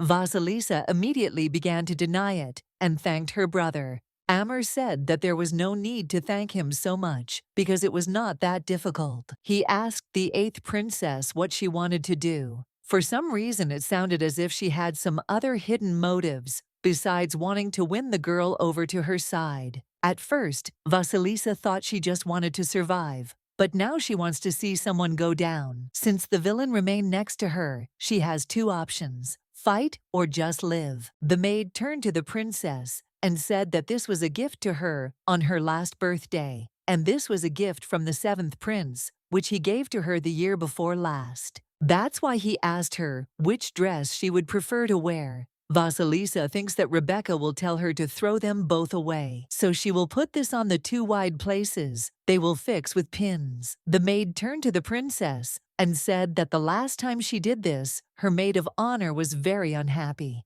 The maid didn't even know what to do with the princess, but she said that she would quickly fix everything and bring it. It had been 2 weeks since Rebecca had arrived, and all she had heard from her was lectures. She said that her dresses were already out of fashion, so she must buy new ones because she wanted her peers to treat her mistress with disdain. Vasilisa needs to get closer to her, but she is not sure if she will ever be able to truly do this. So she decided to look in the diary. 825, the 21st day of the month of Helios. Vasilisa went into the garden with her maid of honor, and there they saw huge dogs. Then one of them attacked the lady-in-waiting, and she died from multiple bites. So everything is correct, and she must stay close to her, otherwise she will die. This can't be changed. The diary says maid of honor, without any further details. This means that no matter who takes the place of her lady-in-waiting, she must die, just like her maids, who died on the 10th of the month of Habermaya.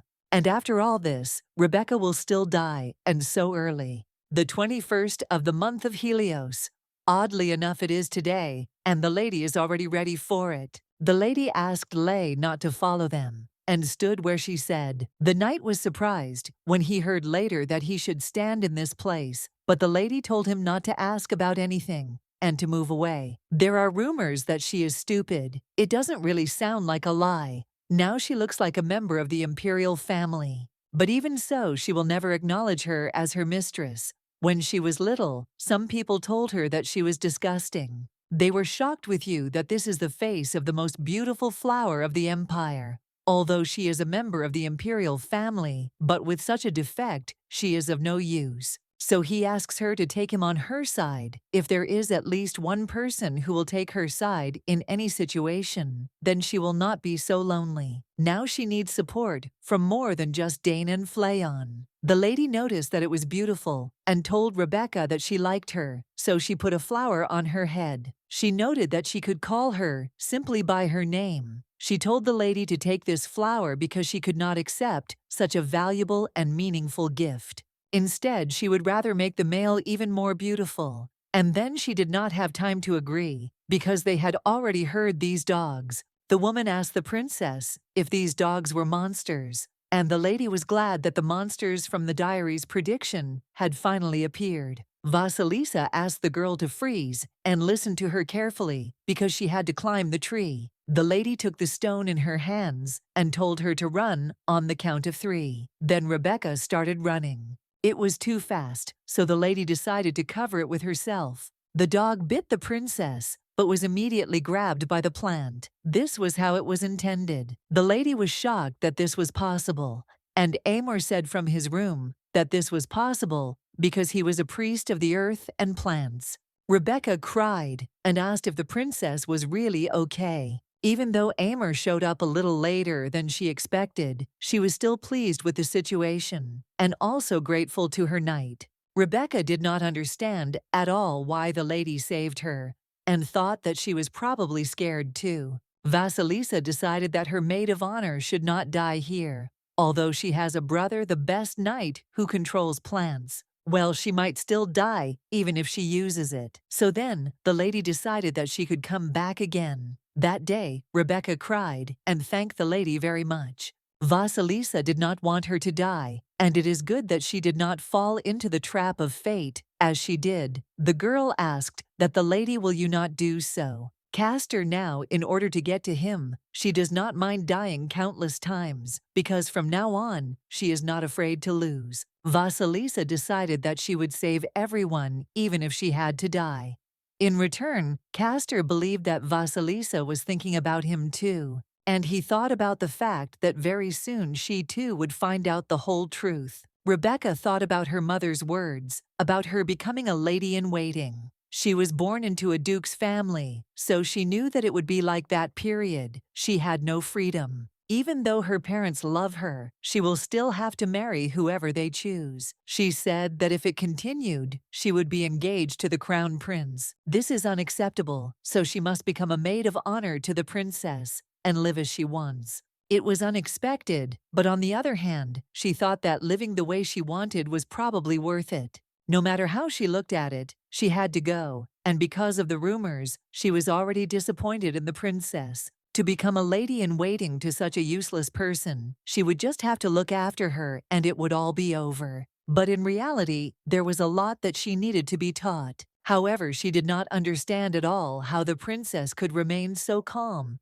and why she covered her with herself without thinking. Just a little more, and then she would definitely be dead. Although she has many questions, she has learned to repay kindness, so from now on, this girl is her mistress. If so, then she will make her the best of the best, and she swears on her part that she will do it. Vasilisa understood that she would have another scar. Because of the guard's bite, she had developed some kind of illness. During this time, Dane and Lee came to her, and Fleon also came. Apparently, Amor sent her a letter. As unpleasant as it was, it seemed that her Nan was here too. In any case, now that she had recovered, she could return to her peaceful, everyday life for a while longer. Rebecca told her that she didn't have time to relax because she had to choose a partner. The lady was surprised by this. The girl told her that in 3 months was the day of the foundation of the empire, and it is customary to go to such events in pairs.